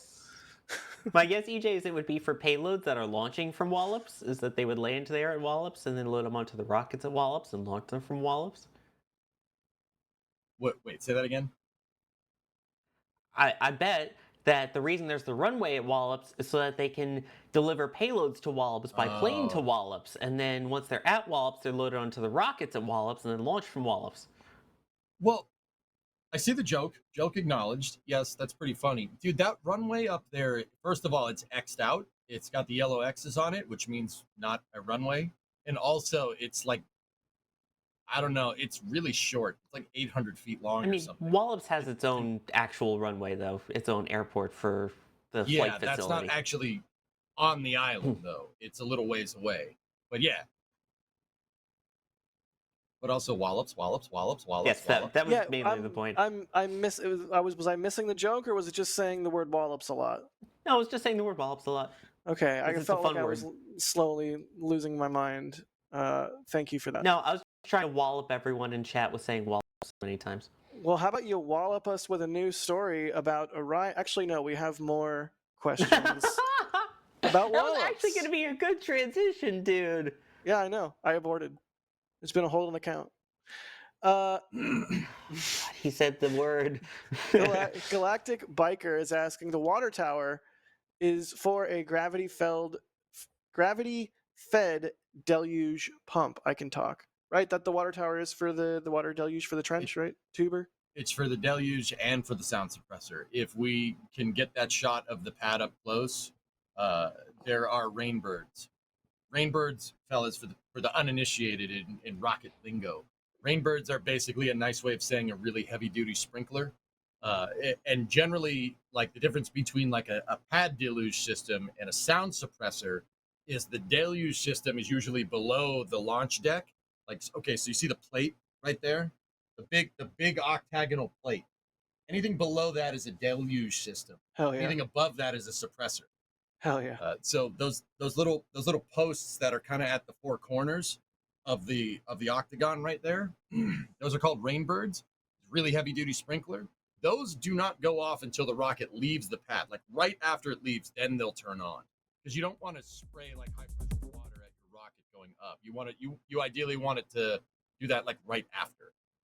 The pad deluge system though is on the whole time, and it's down in that square hole right there. Yeah, I don't know. I don't even know what to say. Every time you do the square hole thing, it's like like oh god, I'm gonna date myself. Remember CDs? You had a CD player, and it would skip every time you hit a little bump in the road. Yeah, Oh my G-Shock God, protection, yes. man. Yeah. Every Shock time protection was a joke. Come on. every time you do the square hole joke, it's like my brain is a CD, and someone just went, "Meh," and I'm just like, okay. Internal monologue, like literally Why does a was it a CD duck? skip. Wait, what happened in chat? Why is Jay, everyone why did going, you huh? countdown timer Whoops. me? Jay put up the countdown timer and said I had 0 time left. Oh, He hates me. what? He You did? guys didn't see that? No, I didn't. I was No. looking at the panel. He put my explanation in the square hole. Got it. But yeah, seriously, anyone that had one of those CD players with the skip thing, it felt like it never worked for me. I don't know why, but Oh yeah, never did. Never ever did. Mine worked. Oh, I'm EJ. Guys, I'm a CD wizard. I had a CD player that actually didn't skip. This is the Sawyer Flex. Well, guess what? Here's an EJ Flex. I still have mine. Oh my god, it's beautiful. Dang. Boom. Boom. Oh my god. I still have it.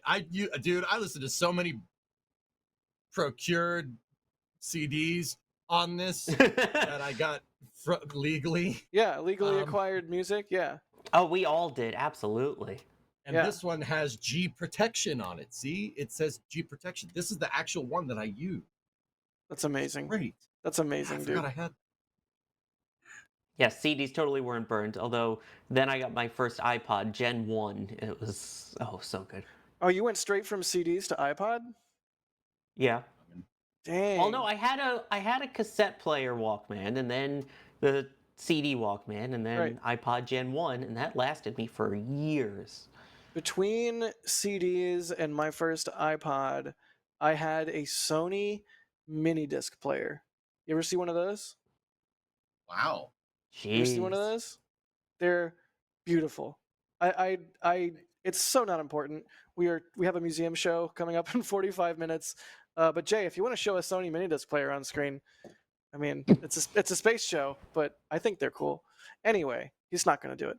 Maybe in the post-show. We have actual news to discuss. People can Google it. No, I want to talk about MP3 players for 45 minutes and then run out the clock. That sounds like about. Sounds about right for the next topic, anyway.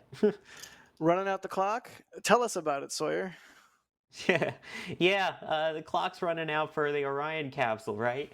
So, what could they do to maybe save it beyond the couple of Artemis missions that it has planned? Which, keep in mind, it was supposed to be canceled around Artemis 3, but it got extended at least to Artemis 5. What about going private with it?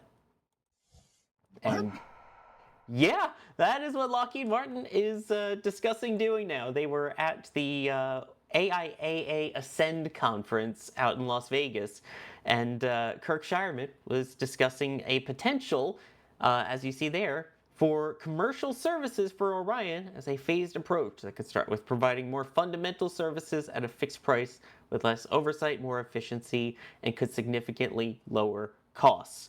So they basically compared it to like the crew that they had with Axiom, where you've got all of these different nations partnering together to have a commercial mission. Well, they're talking about doing this for beyond low Earth orbit. So potentially lunar services, things like that, where you get other space agencies like ESA, like ISRO, like whoever else. In this case, there was Poland and Hungary, all of them coming together and potentially buying these commercial orbits or missions beyond low Earth orbit using Orion.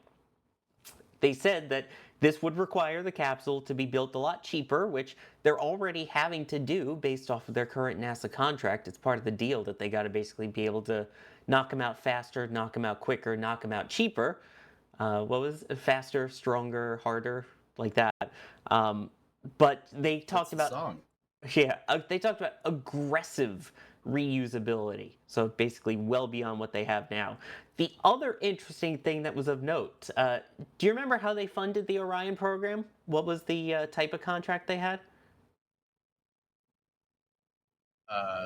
Cost plus. Yeah, this would be a fixed firm price contract.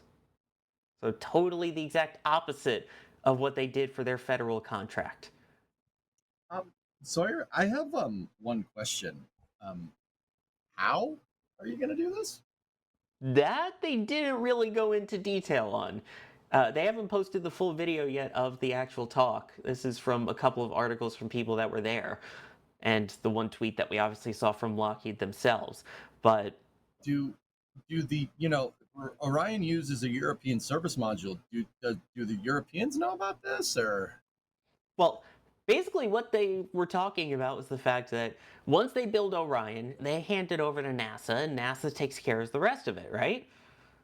Yeah. So they're talking about working on the capsule side of things themselves and handling that all on their own. And basically, then instead of handing it off to NASA, they do their thing with it. Well, yeah. No, I Yeah. get it. I'm just all right. I know it's an interesting concept. It sounds like there's still a lot that'll need to be worked out. Like also what launch vehicle it goes on. Are they going to then privately buy SLS for it? Are they going to work on being able to work on launching it on a different vehicle like a New Glenn or a Vulcan or something? Huh. Yeah. This just raises further questions. Was that your Hermes? That was a good Hermes. Yeah, I just It's saw that googly story moogly. and I'm like, oh my god, I have to talk about this one because it just is so out there. Like they actually have some concepts. I mean, they basically want to get this contract in place by Artemis 3. Wow. Yeah, That's aggressive. very. And like the heat shield's still not working good. Minor detail.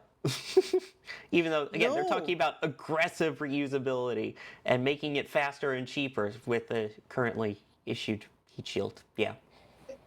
And it'll be faster and cheaper and stronger and better, and Daft Punk will come out of a rave pyramid and hand out candy to all the children and Like it. I don't know. I'll believe it when I see it. I mean, I like Orion. It's a cool vehicle. If it flew more, I'm it's good. generally curious about the service module here. Like this is what I mean about raising questions. I mean, so I think it's right to bring up the launch vehicle. Like, okay, what else are you putting Orion on? I mean, personally, if I had to put my money on it, I'd say New Glenn. Personally, but obviously that we don't know. I mean, Jack, what would you say? What can launch Orion into space? That's not SLS, like payload wise, not like, I mean, Falcon Heavy could do it, right? But your service modules is Lockheed going to make their own service modules? Because as far as I know, if Lockheed can't just, what are they just going to go? They just going to go to the Europeans and buy like bulk, like block buy like 20 service modules or something? Are they going to make their own service module? Are we going to get Orion CEV back for the Constellation fans out there? What what do we? Ares 1. Oh, chat. No. Please. Let's go. Let's go. Bring it back. We can bring it back, dudes. Harder, better, faster, less vibratory, and stronger. Less stupid looking, but anyway. What do you mean? Ares 1 looks amazing. It does. It looks amazing. It's beautiful. I will not hear any back talk. Fine, I won't say more words then. It's fine.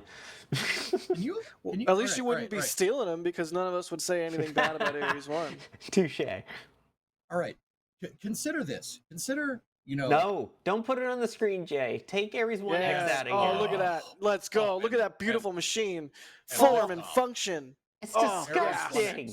Testing Let's new go. vehicle Disgusting. designs. Oh. Look at that pitch over.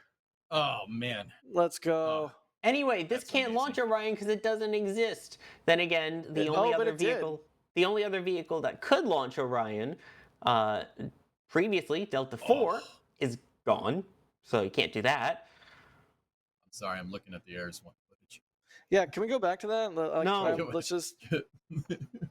Yeah. Remember, museum show is coming up, which stick around for that after this with actual astronauts being interviewed. But we have to get stuff done before then. So, thoughts? What do you launch it on? I mean, we could contract somebody to make a Hydrolock second stage for you. Just saying. Do that. Get some carbon composite casing, 5 segments. I mean, Northrop Grumman has to work a couple kinks out with the 5-segment SRBs, for the BOLE test. But the production line's open there. We could bring it back, man. We could bring it back. They had so much hardware sitting around. At one point during the tour, they were like, yeah, it's getting kind of tough to work in here because every bay is full of hardware, either staged or waiting, or, it's just like, oh, man. Let's use some more solids. Let's put some more solids on things. Let's get some Ares 1. Yeah, more Ares 1. Yeah. That's right, Jack. Take the solid pill. Yeah, right. Good news. It's a suppository. No. Jeez. It's been a while since I've watched Futurama. It's one of my favorite shows, but I haven't binged it in a while. And EJ, you are slowly but surely getting me off of the X-Files train, which is what I'm currently binging, and getting me back on the Simpsons train. Or sorry, the Futurama train. Bring me a sandwich from the dumpster and leave the maggots on it. I will after the show. So really, realistically, what do they launch it on? I agree. I think I agree with you, EJ. New Glenn would make a lot of sense. Would probably, yeah. Or Vulcan. Vulcan VC6 could probably do it. I'd be worried about Centaur loads at that point because Centaur no likey crushy. Because balloon pop. Tommy like wingy. Tommy hungry. Tommy want wingy.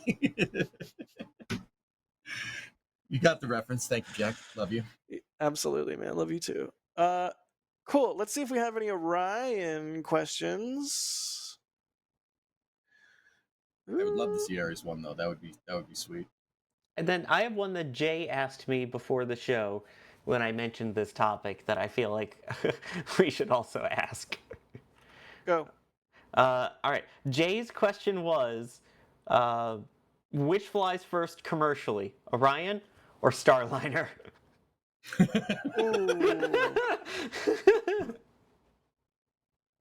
It's like I can punch you in the face or I can punch you in the gut. It's evil. All right. Don't really want either of those. I'm probably going to put more thought into this than it deserves, but that's kind of my MO, so whatever. All right. Look. Sorry, you just said that Lockheed wants to offer Orion as a commercial service and get this kind of ironed out firm fixed price by Artemis 3. So when is that? 2027, maybe? All right, so that's not a long timeline, okay? You know what that tells me? That tells me that Lockheed can make Orions quickly. They just haven't had the need to because NASA looks at a snail and says, that's a little quick for us. Sorry. No, I don't think we're going to do. We need to go slower, all right?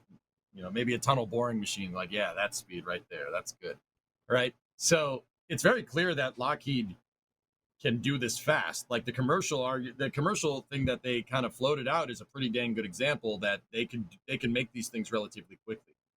With that all being said, Starliner's much closer to putting people into space than Orion is. But I mean, are we talking about commercial flights here? Are we talking about Artemis 2? Like commercial flights? No, we're talking solely for commercial purposes outside of their NASA contracts.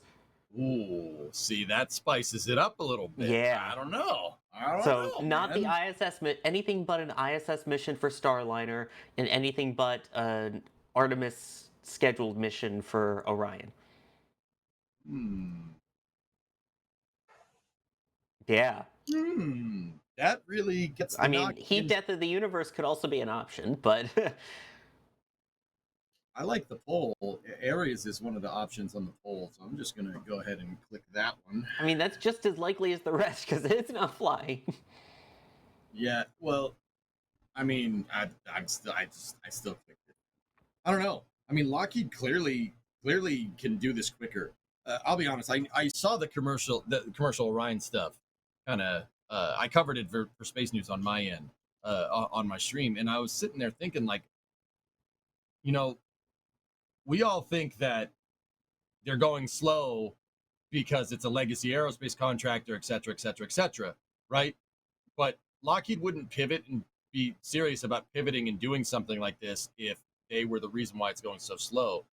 I don't I think Lockheed can do it quicker. So you know what? I'm gonna be spicy. I'm gonna be spicy, and I'm gonna say Orion, commercial Orion before commercial Starliner. Ooh. Dang. Yeah. All right. It's pretty clear that they can get it done. Why would they be so gung ho about commercial Orion mission? Yeah, I mean that. I don't know. Perhaps for a rebuttal, or maybe just for additional commentary. I do believe. Is this the first time we've ever done this? We have a long time listener, first time caller, joining us. Ring. Hello. Does, Hi. does your phone actually sound like ring? I mean, I know you're British and you have like the weird like toot toot ringtone, but no, it goes. It goes like or something like that. It does like the haptic thing, doesn't it? This is the United States calling. Pink Floyd. Yes, good reference acknowledged. reference. Hi Ryan, what's up? Hi. Launch vehicle thoughts? Yeah, so I am calling into the Flame Trench because I have a proposal for the launch vehicle which Lockheed should use for commercial Orion. And it's actually brand new. I want to see what you guys hear about my suggestion. So it's about 60 meters tall, right? First stage, about 3.7 meters diameter. Second stage. What is that? Yeah, what is that in moon units? I know what you're saying. I don't know what moon units are. Freedom units. Imperial. Anyway, yeah, freedom. I will continue. I think the second stage, the upper stage rather, should be about 5.25 meters in diameter. I'd say, let's say the heavy configuration could do 5 metric tons to Geo potentially. Yeah, I think it could have 2 to 6 Gem 63 XLT solid rocket boosters, just as a potential there. A Caster 300 second stage, and a third stage powered by 2 RL10C51 engines. And actually, I've put a lot of thought into this vehicle proposal, because I've even done a render for you. So I'll link that in the back channel, and I'll give Jay a minute to bring up that render, because I think it's a really cool looking rocket, and to make it really cost efficient, I think because NASA decided to leave Launch Complex 39B as a blank pad, so they could use literally any rocket on that launch pad, very quickly interchangeable. I think we could actually launch using our own mobile launcher from Launch Complex 39B, because that pad is clean, it's already there, it's already available, and this is a heavy lift vehicle which is already kind of designed to use SRBs and to use liquids and use that clean pad. Dude, we could call that's a great idea. We could call it a Greek character. How about Delta? No, not Delta. Delta's taken. No. Delta's already taken. Yeah. Delta's already taken. No. Alpha. No. Alpha's taken. Alpha's taken. Maybe Phi? No. Whatever it is, you need a real. It should both start and Kappa? end with a capital letter. Yeah. Yeah, it should be like definitive. Oh. Yeah. Omega. That's it. I don't know where, dude. It just came to me right now. Omega. That's what we should call it. Omega. Yes. Omega. Yeah, that's a good idea. I disagree. Really good idea. I think we should call it the Sigma rocket. Discount And with that, I Thank you, bid you Ryan. farewell. Thank you very much for my suggestion. Hopefully, I can come back someday. Yeah, we're never No. doing call-ins again after that. Never again. Never again. Thank you, Ryan. That was brilliant, as you say. I'll be honest with you, fellas. I think Northrop Grumman was out of their mind. Sticking with Antares and not pursuing Omega after the NSSL contract. I was like, why? Why would you do that? Why would you stick with the smaller rocket when the launch market is getting bigger and the need for a bigger launch vehicle is very, very, very, very sought after? And then I thought that was a weird decision at the time. They chose to stick with Antares 230 plus, the rocket with the Russian engines and the Ukrainian core stage. Yep. I'm not gonna say that I told you so, Northrop Grumman, but I told you so. Kind of told you so, not for the right reasons though. But yeah, I think Omega's an awesome idea. I still think they should do it. I kind of agree with you. All right. I mean, it is a cool rocket. I do think Omega is cool. I'm on record. I'm on record as having said that. And now it's on the internet. Mhm. Let's see. Aravel's If asking, only can New Doctor Who. Glenn? I'm sorry, I was gonna say if only Doctor Who actually did Omega looking that good. Anyway, for those who've seen the new season, you know what I mean. Did I steal your words on that one? No, I know you don't No, watch no. I Doctor just wanted to Who. make you think I did. I just wanted to make you think I. I I know just you wanted to don't make you watch think Doctor Who. It's fine. You know me too well. Dang it. Aravel's asking, can New Glenn expended send Orion on a free return around the moon? Does the math work out for that? I'm doing it. I'm doing the math out of my head. Give me a second.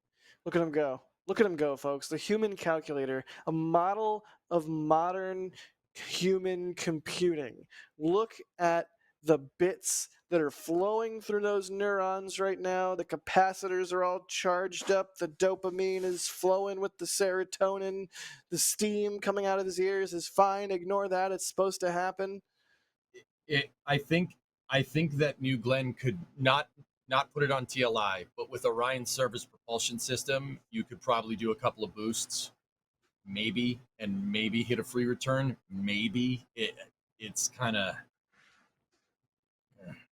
it's yeah, that's a little razor thin on the margins right there. So you're telling me there's a chance? No, that I rocket mean, already flew Flight 1. Yeah, that's right. That's right.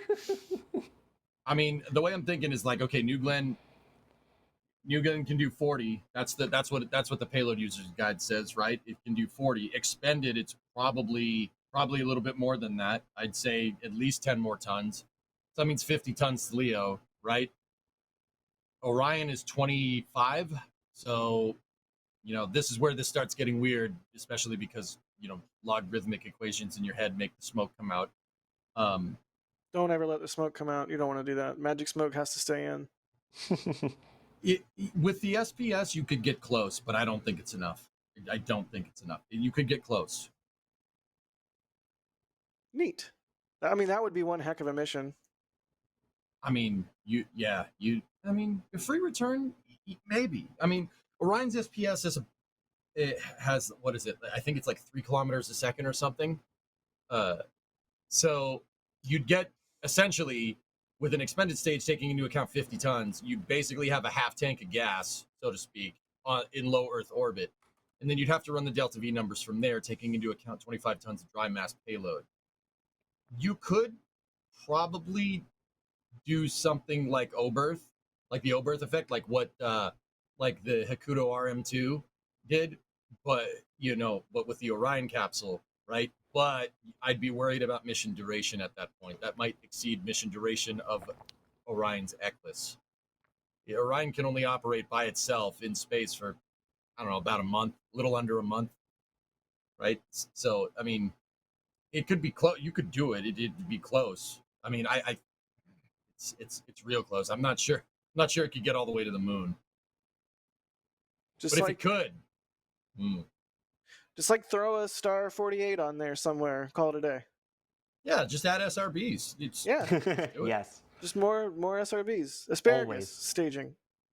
I mean, if you put a Centaur 5 inside of New Glenn's fairing with an Orion on the top, then that might do it. That would be cool. That might do it. I really look forward to 5-ish years from now when we have a whole bunch of new rockets flying and who knows what's going on with SLS and Starship is mature and there's weird Starship variants flying. It's going to be cool. It's going to be really neat, and who knows what we'll end up seeing Orion fly on. It wouldn't fly on Starship, would it? It'd be cool if it did. Awesome. I know you're trying to segue, but we're not ready to segue yet. Azad legitimately, I was wondering, would it work on a Starship? I wasn't even thinking segueing, but... I don't know. Like, it would have to be some kind of weird bus version of Starship, right? Where it, like, pooped out the capsule. You'd need a shuttle with payload bay, or a Starship with shuttle payload bay. Oh, I didn't even think of that. Yeah, but now we're talking. Open the pod bay doors, Hal. I mean, dude, if we're gonna doors. Open the pod. I'm sorry, Jack. I'm afraid I can't do that. Open the pod bay doors, Hal. This conversation can serve no purpose anymore. Bye. Don't try to throw a 2001 reference over my head. Don't do I'm that. not trying to throw it over your head. I was hoping you would catch it and run with it, and you did expertly. Did I score a touchdown, Dad? You did. You're doing great, sweetie. Your mom and I are so proud. We're going to get ice cream after the show. I want Dairy Queen. And you know what? Happy Meals, too. I get nuggies. Oh, What's happening? What is actually happening? I don't want to be associated with this. I'm out of here. No. I love nuggies. Azad the King is asking, do you think they will cancel SLS after Artemis 5 in favor of Starship? EJ says no. Sawyer, what do you say? No. In favor of Starship, no. I think they like their own architecture. Whether they'll have the funding for it is a different story. But if the funding persists, I think they will. You know, my They will track not record cancel on it. That they will use it, I should say. Yeah, I got you. My track record on predicting future spaceflight events has not been great lately, fellas. I will acknowledge this, Massies. But I still think that SLS is going to get expanded. I think that the particular scenario that we're in shows why, you know, depending on commercial entirely, you know, is not the most ideal circumstance for Uncle Sam, or at least that's what they think, you know. So I think we will see an expansion of the SLS program. I still think that NASA's what our ideas of what NASA is going to change, for better or for worse. NASA's goals are going to shift. Uh, you know, from less science oriented to more exploration oriented. Some people might be cool with that. Some people obviously might not be cool with that, right? But I think the program is going to get expanded. I mean, Boeing wouldn't put up 100 years of SLS like in their factory the next 50 or next 100 years if they weren't sure about something like that, you know? Or it could just be advertising and it could be hopium from them. Who knows? I don't know. Hard to say. Well, they can always make a box. They can make a box. They do that very well, so I'm told. The box again with the box. The box. Why? All hail the box. Well, I think that'll do it for Orion questions. Let's talk about Starship. How about? But before we get into Starship, I do want to thank some people. Martin, grabbing the lightweight summer tee from the summer collection. They say VE2 MRX here. Thanks for the new shirt. Thank you for grabbing something from the shop. It's a cool way to support us, and you get something in return. And it's whatever you want because you get to go to the shop, but you know how shops work. Steve Kalovic, thank you for the support. They say, please tell Bideford that I can buy her a Tesla Model Y thanks to my promotion. What? Congratulations, Steve, on the promotion. Are you really going to buy your mom a Model Y? And is this really how she's about to find out? Yeah, congrats, Bideford, on the new car. Yeah, Bideford, I know she's in chat right now. I sincerely hope this is how she actually finds out that she's about to get a new Model Y. That's amazing. That's really cool. Thank you, Steve. And thank you, Steve and Bideford, for always being on the live stream in the chat, supporting us and hanging out. It's always fun to see both of your names pop up amongst all the other regulars. Bideford flex here, yeah. Yeah, for real. That's really cool. Minor downfall. Thank you for the support. They say, hear me out. Orion on Ariane 6. Solid combo. Orion Ariane? Orion? Talking about two things that barely launch as is. Yeah, true. Let's see. Bideford with a $25 super. Thank you. They say, have I missed out on all the Starbase chatter due to work? I need SpaceX discussion, guys. No, that's coming next. And Ninja Decimator, pew, pew, pew. Thank you. They say, what about Starship with 2 boosters strapped on the sides? I think it would work. I'm in. I'm sold. Yes. Done. All right. Starship. It is Starship time. No, we don't need to hit the important viewer question. We don't need to hit that. It's not important. Which question, Jack? What is it? No, we don't need to. We don't need to do that. Well, the audience wants to know. Yeah. Okay. Inquiring minds.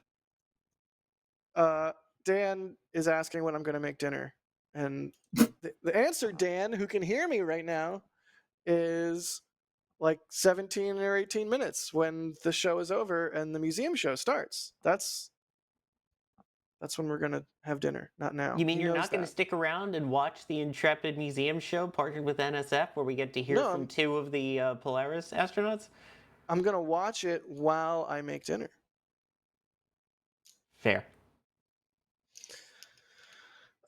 And what are we having? What is going on with the back channel? I'm trying to talk about Starship. We have 16 minutes left in the show. We haven't talked about Starship yet, and the back channel has asked me what I'm going to cook for dinner. It's salmon. It's going to be salmon and mashed potatoes. It's jalapeno Cajun seasoned cedar plank salmon and mashed potatoes. That's what we're having for dinner. It's going to be delicious. Dang, that sounds good, and not from a sponsor.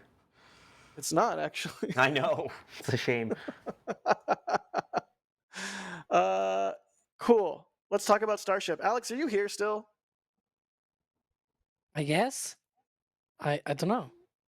Hi, it's Alex. Phone lines are busy today. Wow. Right? Yeah. Our resident Starship expert and bloviator. I think that's a word. Is that a word? I think that's a word. Can you say that what word online? is that?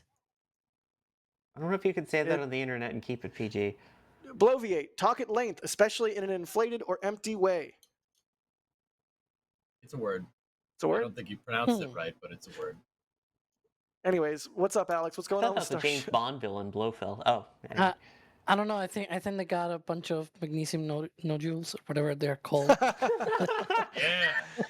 Yeah, dude. Last night there was this huge, it's the biggest magnesium nodule I've ever seen. It was rolling down Highway 4. It was nuts. Fun fact: when we did the Break in Space story, I called that the notes dog. I called it Starmar Explorer because it's where we carry the story. Anyways, so yeah, they fished a booster out of the water.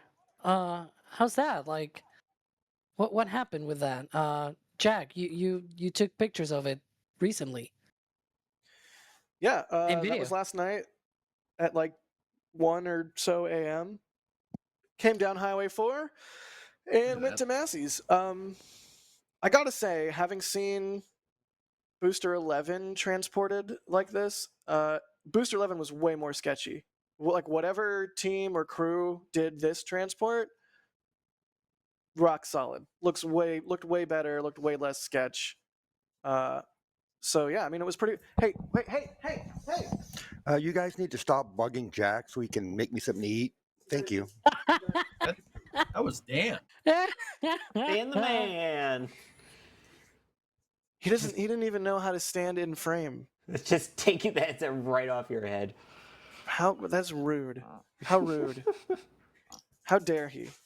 I don't know if we've got the pictures that Jack took out of Massey's of that, because they carried that from Port of Brownsville to Massey's. There we go. Is that from today or yesterday? That is from yesterday. That is from Okay. yesterday. Dude, How look at nuts is that? We had that live on something that- SPL, by the way. So if you missed it, you missed it because it was live. ABP, always be plugging. Put the coffee down. Coffee is for pluggers. I gotta say, by the way, that thing looks petrified. Not that it's been under the water since Flight 6, but like it somehow is removed from the depths of Pompeii. Yeah, I shot it today because the tarp was partially off, which was really cool because you could see some of the crushy raptors, and it really does. Even though it's the most futuristic of all rockets, the most advanced of all rockets, it's the peak of humanity's technology currently in aerospace. Give it 8 months underwater, man. It looks like you're pulling up a fossil or something. You know, like you said it best. So you're petrified. It looks petrified. Yeah. It's pretty wild, right?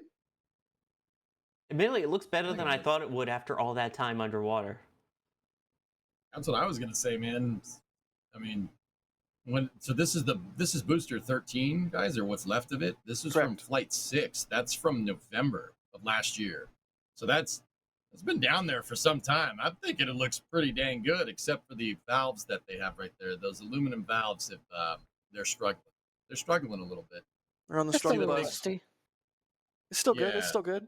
They're I don't know if they are. I don't think they are. I think they might be struggling. It's just a little barnacly. It's still good. It's still good.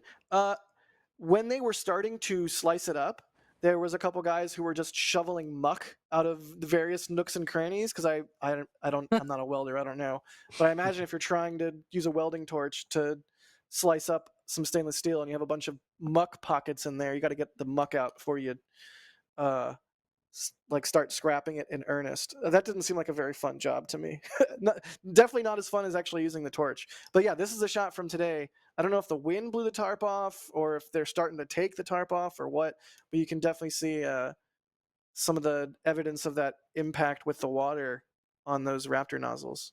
That was really cool to see. Seeing Probably this thing, Raptor.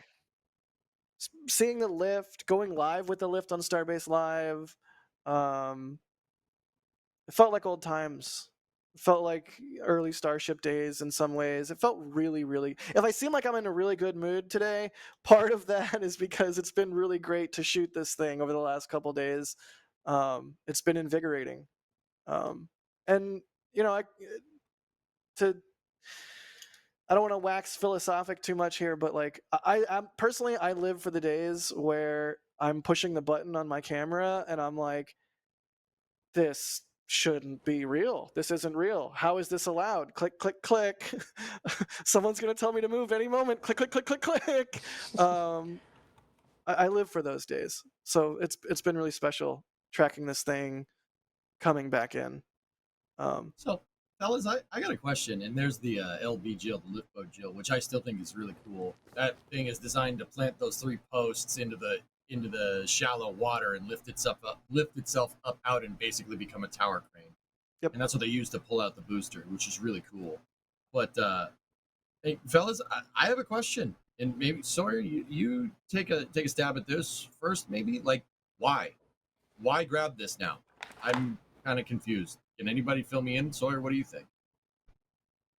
Oh, a stab at the answer, not a stab. Anyway, That was amazing, by the way. Thank you. I mean, don't do that, please. I mean, I think part of it is it's a learning experience. They've done it with one booster already. They made some changes, obviously, between all the different flights. You know where it's located. Why not dig it up, see what survived, what didn't, if there was any issues with any of the engines, see what also maybe could potentially be salvaged for future use if you have to do an off-water ditch again. I don't know. I mean, I think a lot of it's just going to come down to learning from what there was, see what's still intact, and yeah, who knows if something might be able to be either pulled off of this one, or if not this, if they have to offshore divert again, if they get to it quicker, how much they could still reuse from it. You know, I initially thought they were just going to scrap it, and the function of pulling it out of the ocean was more to prevent any parts of this from falling into anyone else's hands, and also to be a good environmental steward, because I believe that is something in the PEAs and whatnot. Alex can jump in and correct me if I'm wrong, but they do say that they're going to recover the stuff they ditch into the ocean. Like, that's a thing we know they said they're going to do. So my thought was, oh yeah, they're just going to bring it to Massey's, cut it up, truck it off. However, today they have sliced off that sort of bottom ragged spaghetti stuff that you can see there near the bottom of the frame and left the aft cylinder sort of intact and have placed it back off to the side on its little cradles. So, you know, maybe it's just resting there momentarily before they continue scrapping it. I'm not sure. Maybe they actually will get some data out of it one way or the other. Some folks in chat are saying that it was in a shipping lane. Well, if that's the case, yeah, they probably should move that. Probably should move that. Yeah. That is indeed part of the thing with the environmental process thing, whatever it's called, where they say they will remove debris if they are floating, but also if they are like in shallow places or something like that that can endanger fishing and certain protected wildlife and whatnot, then they will go and recover it. Of course, on easy places like the Gulf, that it's somewhat doable. Things like, say, in the middle of the Indian Ocean, that is not something that they can do, for example, with the debris from the ship, because those waters are like, what, 3,000 meters in depth, right? It's like there's no way for that. But yeah. So Alex, I have a question for you, man. What are there any other boosters out there that could potentially be hazardous or in the way? Like, what boosters are out there? So, Booster 7's out there. It's in pieces, but it's out there. But it might be too far. Is it too far? It is further down range, yeah. So flights 1 through 4 were further down range, whereas after that they started to bring them back closer to shore for the catches, and so you've got flight 5 did the catch, but the hot staging ring, for example, they did recover that because it was close to shore and in shallow waters. They did the same now with Booster 13 from Flight 6. I don't remember if they did anything about the hot staging ring though. For flights 7 and 8, I don't remember either them doing anything with the hot staging ring, and the boosters were caught. Then you've got flight 9, the experimental landing with booster 14. I think that one just blew up in smaller pieces, and therefore probably those debris are not going to be that much of a big deal for people in the area. I don't know. That's my but there's also the fact that this was recovered 8 months after the fact, right? And so it could be something that they recover later on in the year or something like that. It's also not easy waters, I guess, in certain conditions of the year, and so maybe they were waiting to get there in the right time and location to salvage this. That's my 2 cents. So that makes sense. Do you think we'll see anything remnants from Flight 9 then being picked up? Perhaps, yeah, we'll see. I definitely don't expect them to go to the Caribbean and things like that, for example, unless they go pick up like debris from directly in the islands, for example. But say ships that what? I was gonna say, how do we know they haven't done that? Well, we know they did the whole salvage thing, not salvage, but clean up of the debris that fell on land. I'm not sure if we've got any information about the debris that fell in the water though. But I wouldn't really.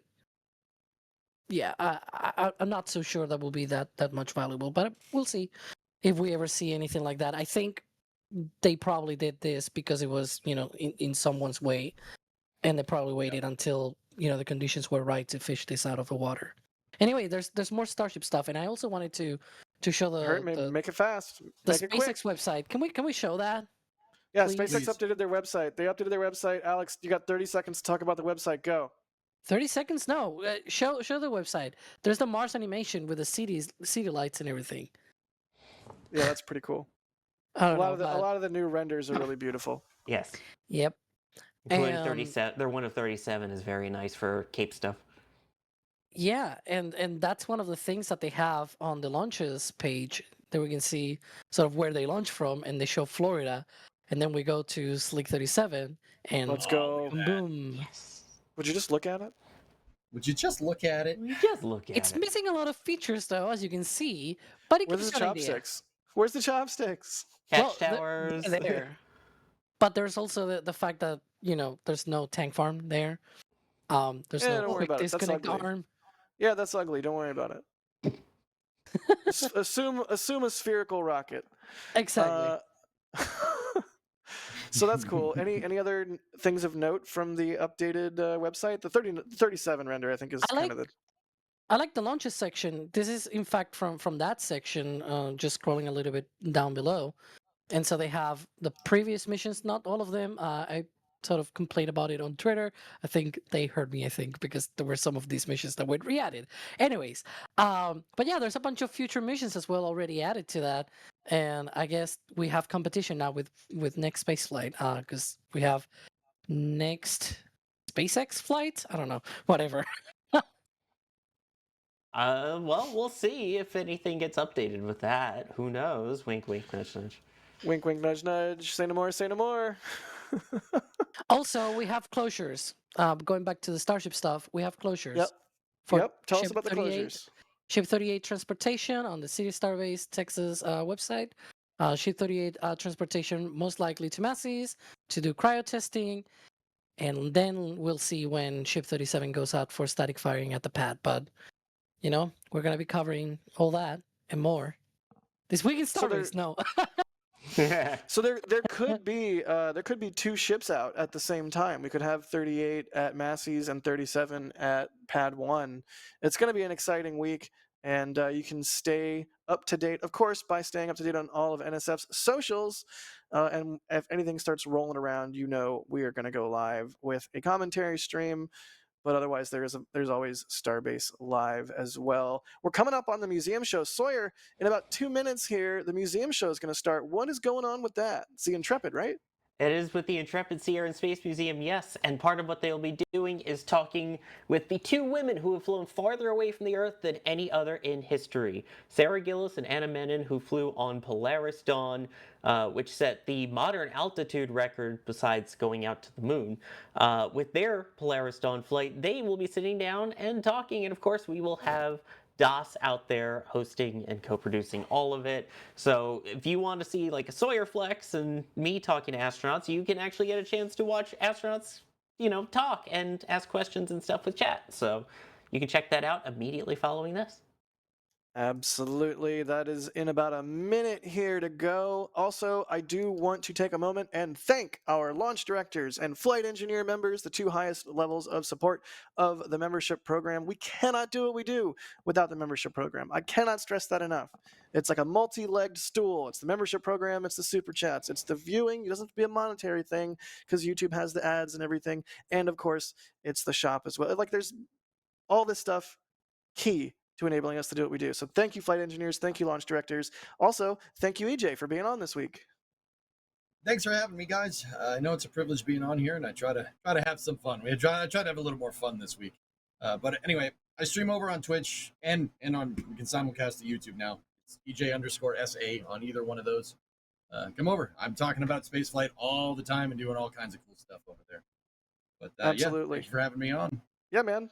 Sawyer, thanks for being on as well. Good to see you. Happy EJ Moore. Good to see you, Jack. Thank you, everyone, for watching. And Jake is saying hi as we say goodbye. Awesome. And thank you, Alex, for being on as well. And thank you to Jay for producing the live stream. Thank you to Daniel for the super chat, Bideford for the super chat, and Drew Nar for the super chat. We'll see you guys on the next one. And here we go.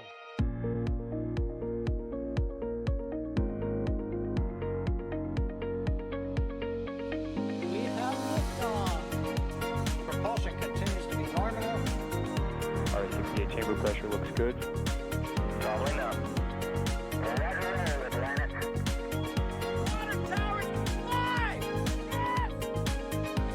Tango down to nominal. Fighting downside FD off. Bring in FD off. It's orange! 145! Oh my god! Oh my god! Decollage! Put that in the big bag, 343 unfolds to go. Indeed. We rise together back to the moon and beyond. This methane will be igniting in the flare, correct? Yikes. Keep red. We don't need any more of these.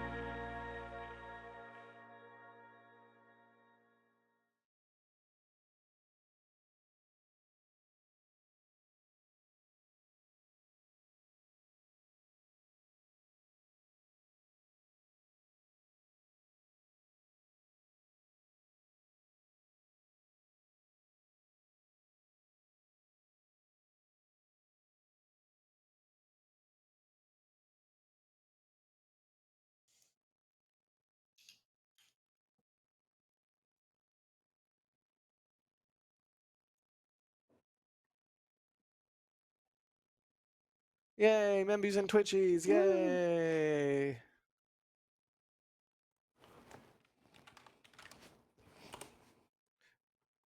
Yeah, I kind of want to watch it. So, yeah. That was a fun show. Oh, yeah. That's pretty good. Membies, Twitchies. It's the news cycle has been kind of dry. We're in a little bit of a dry spell right now, but we're trying to have fun with it. Honestly, yeah, exactly. I don't know if this is dumb or smart or something in between, but I consume a lot Coming of from you, I know the answer. Damn.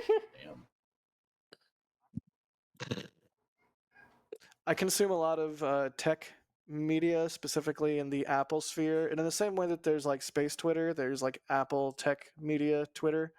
And I listen to a bunch of different podcasts, and I just kind of follow the cycle every year. You know, when there's WWDC, when the new phones come out, when the new OSs drop, all that stuff.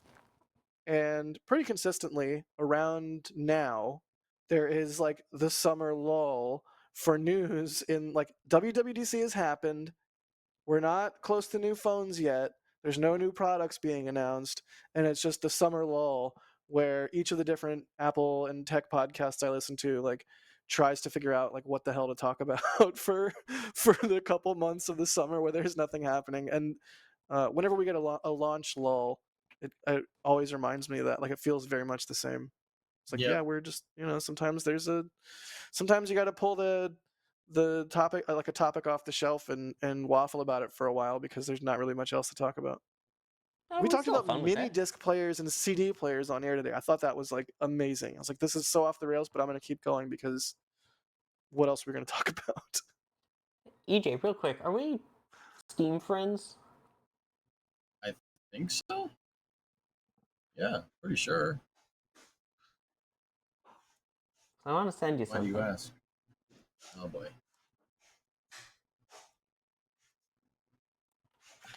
No, I never had a camera that took floppy disks, although I have had many cameras that took tape. Oh, yes, the ones with the mini DV tapes. Or even before that, Yeah, the actual. like the big, like a beta, like a camcorder with a beta tape in it, a big boy tape. Oh. Yeah, no, I had the ones that I grew up.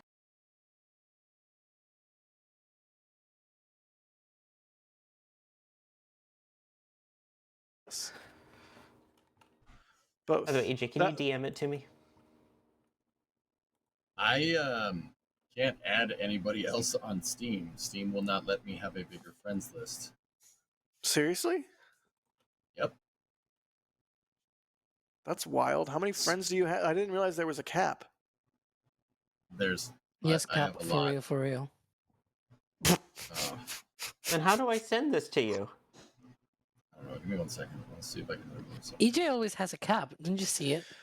Whoa, Yeah. whoa, whoa, whoa. Everyone shut the hell up. Chromatic has a Betacam SP deck. That's awesome. You need a key for what? Which truck? The truck I've been driving.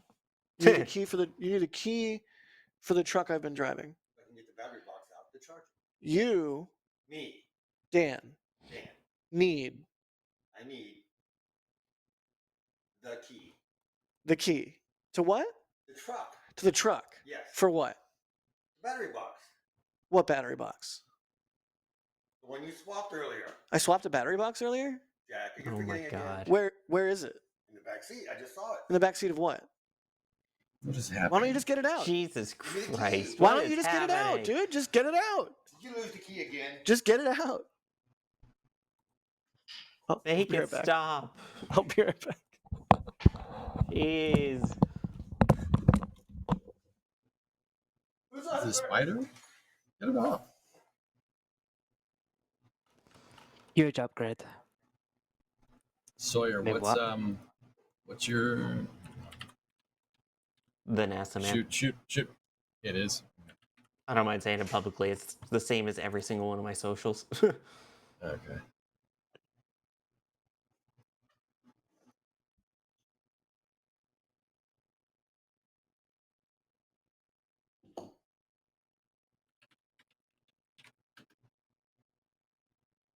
Yeah, there we go.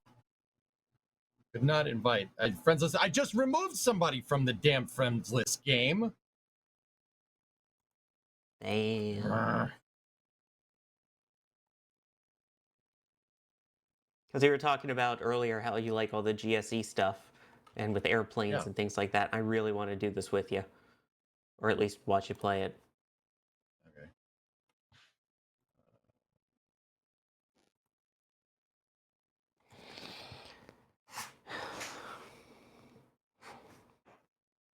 trying to. I know everyone on the stand, friends. Hey, get out, go, move. What He hasn't Hi, said a Dan. word. Go. Get the hell out of Hi, there. Dan. Hey. Yeah, no, I want Dan back. Laser discs, by the way, the quality on a laser disc was unbeatable. I don't know what it was, but laser discs were so good.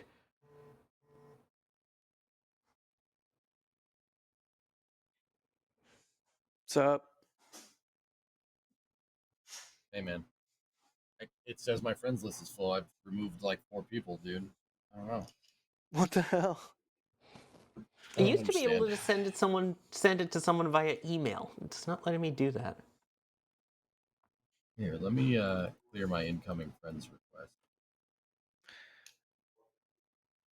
I can't clear incoming friends requests because it blocks people. Jeez. Hang on. There's gotta be a way. Discord DM it, dude. Yeah, Rage Laserdisc was like a giant CD that was extra thick. And it basically was the same thing of what a DVD ended up being, but it was pre-DVD. Laserdisc was like early 90s. But for some reason, the quality was still better than DVD. Compression.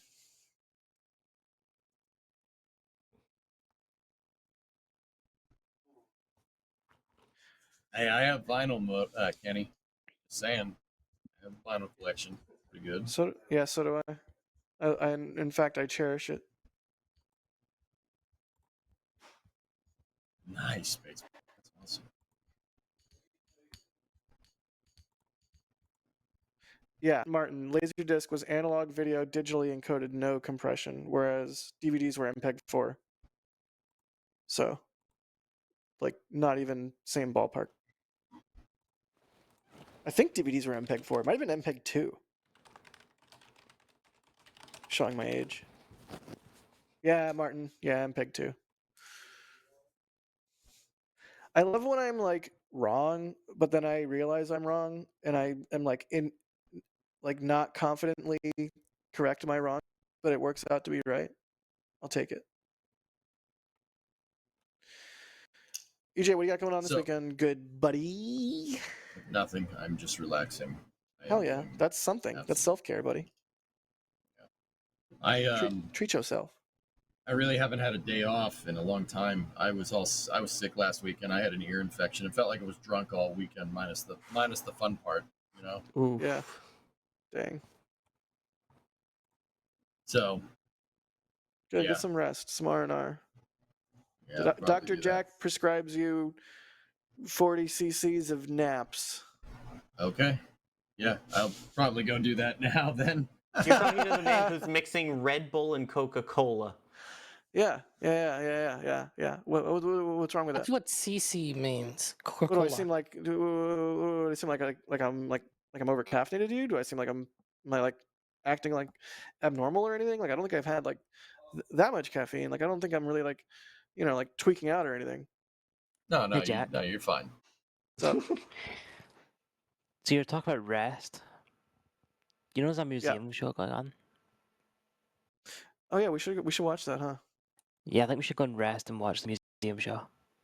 Let's do that. I gotta cook Dan's stupid face some food. But Dan is incapable of cooking? He made French bread pizza the other night. It was pretty good. But it's my turn tonight. Now you're making me hungry. All right, guys. I'm going to head out. See you, Membies. EJ, I may just send you the thing to do it, just because I want to play with you one day. See how you do it. What? Oh, is that the airport game you were talking about? Yeah. Man, I'll just buy it, dude. Don't worry about it. Yeah, it's $25, but that's why I was going to send it to you as a gift. Hey, next time you chuckleheads are on a call, I'm going to come whisper sweet nothings in your ears. Please do. Okay. You're always welcome to whisper sweet nothings in my ear. Oh, not you guys. Not you guys. No, you guys are good. On. Sorry. No, I was talking to Dan. Whisper sweet nothings in my ear, Jack. Please. I was talking to Dan. I was talking to Dan. Fine, we'll go watch the museum show. Bye, Membies. Bye, Twitchies. Bye, Twitch Membies. And here we go.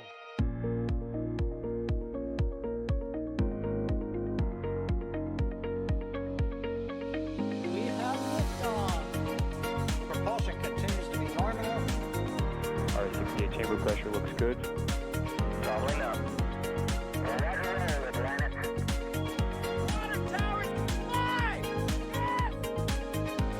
Tango down to nominal. Fighting downside FCA off. Bring in FCA off. It's orange! 125! Oh my god! Oh my god! Decollage! Look at this! Put that in the big bag, 343 unfolds to go. Indeed. We rise together back to the moon and beyond. The methane would be igniting the flare, correct? Yikes. You dead? Sure. We don't need any more of these.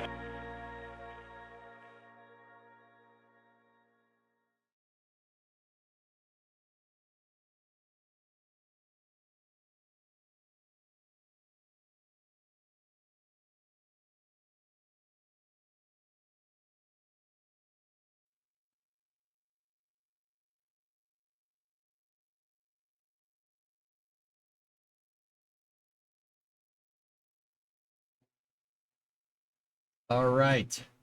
I'm back. Oh, wait for it. Wait for it. Ah, there we go. All right, dudes.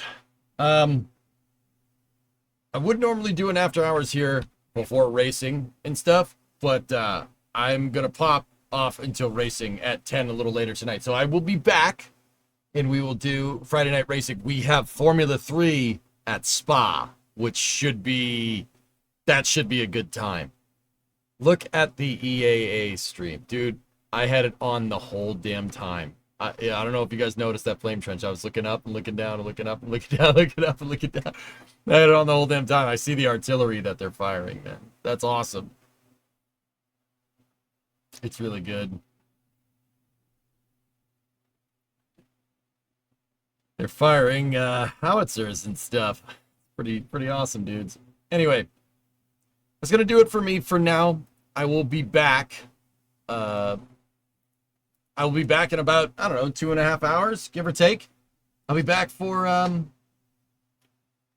some racing. Formula 3's at Spa tonight, dudes. Let's do it, man. Eric Johnson Racing Administration. Gonna be back. So I will see you guys then. If I don't see you for racing or you don't care, no problem. I hope you have a good weekend. So see you in a little bit. Thank you very much for watching. Have a good night.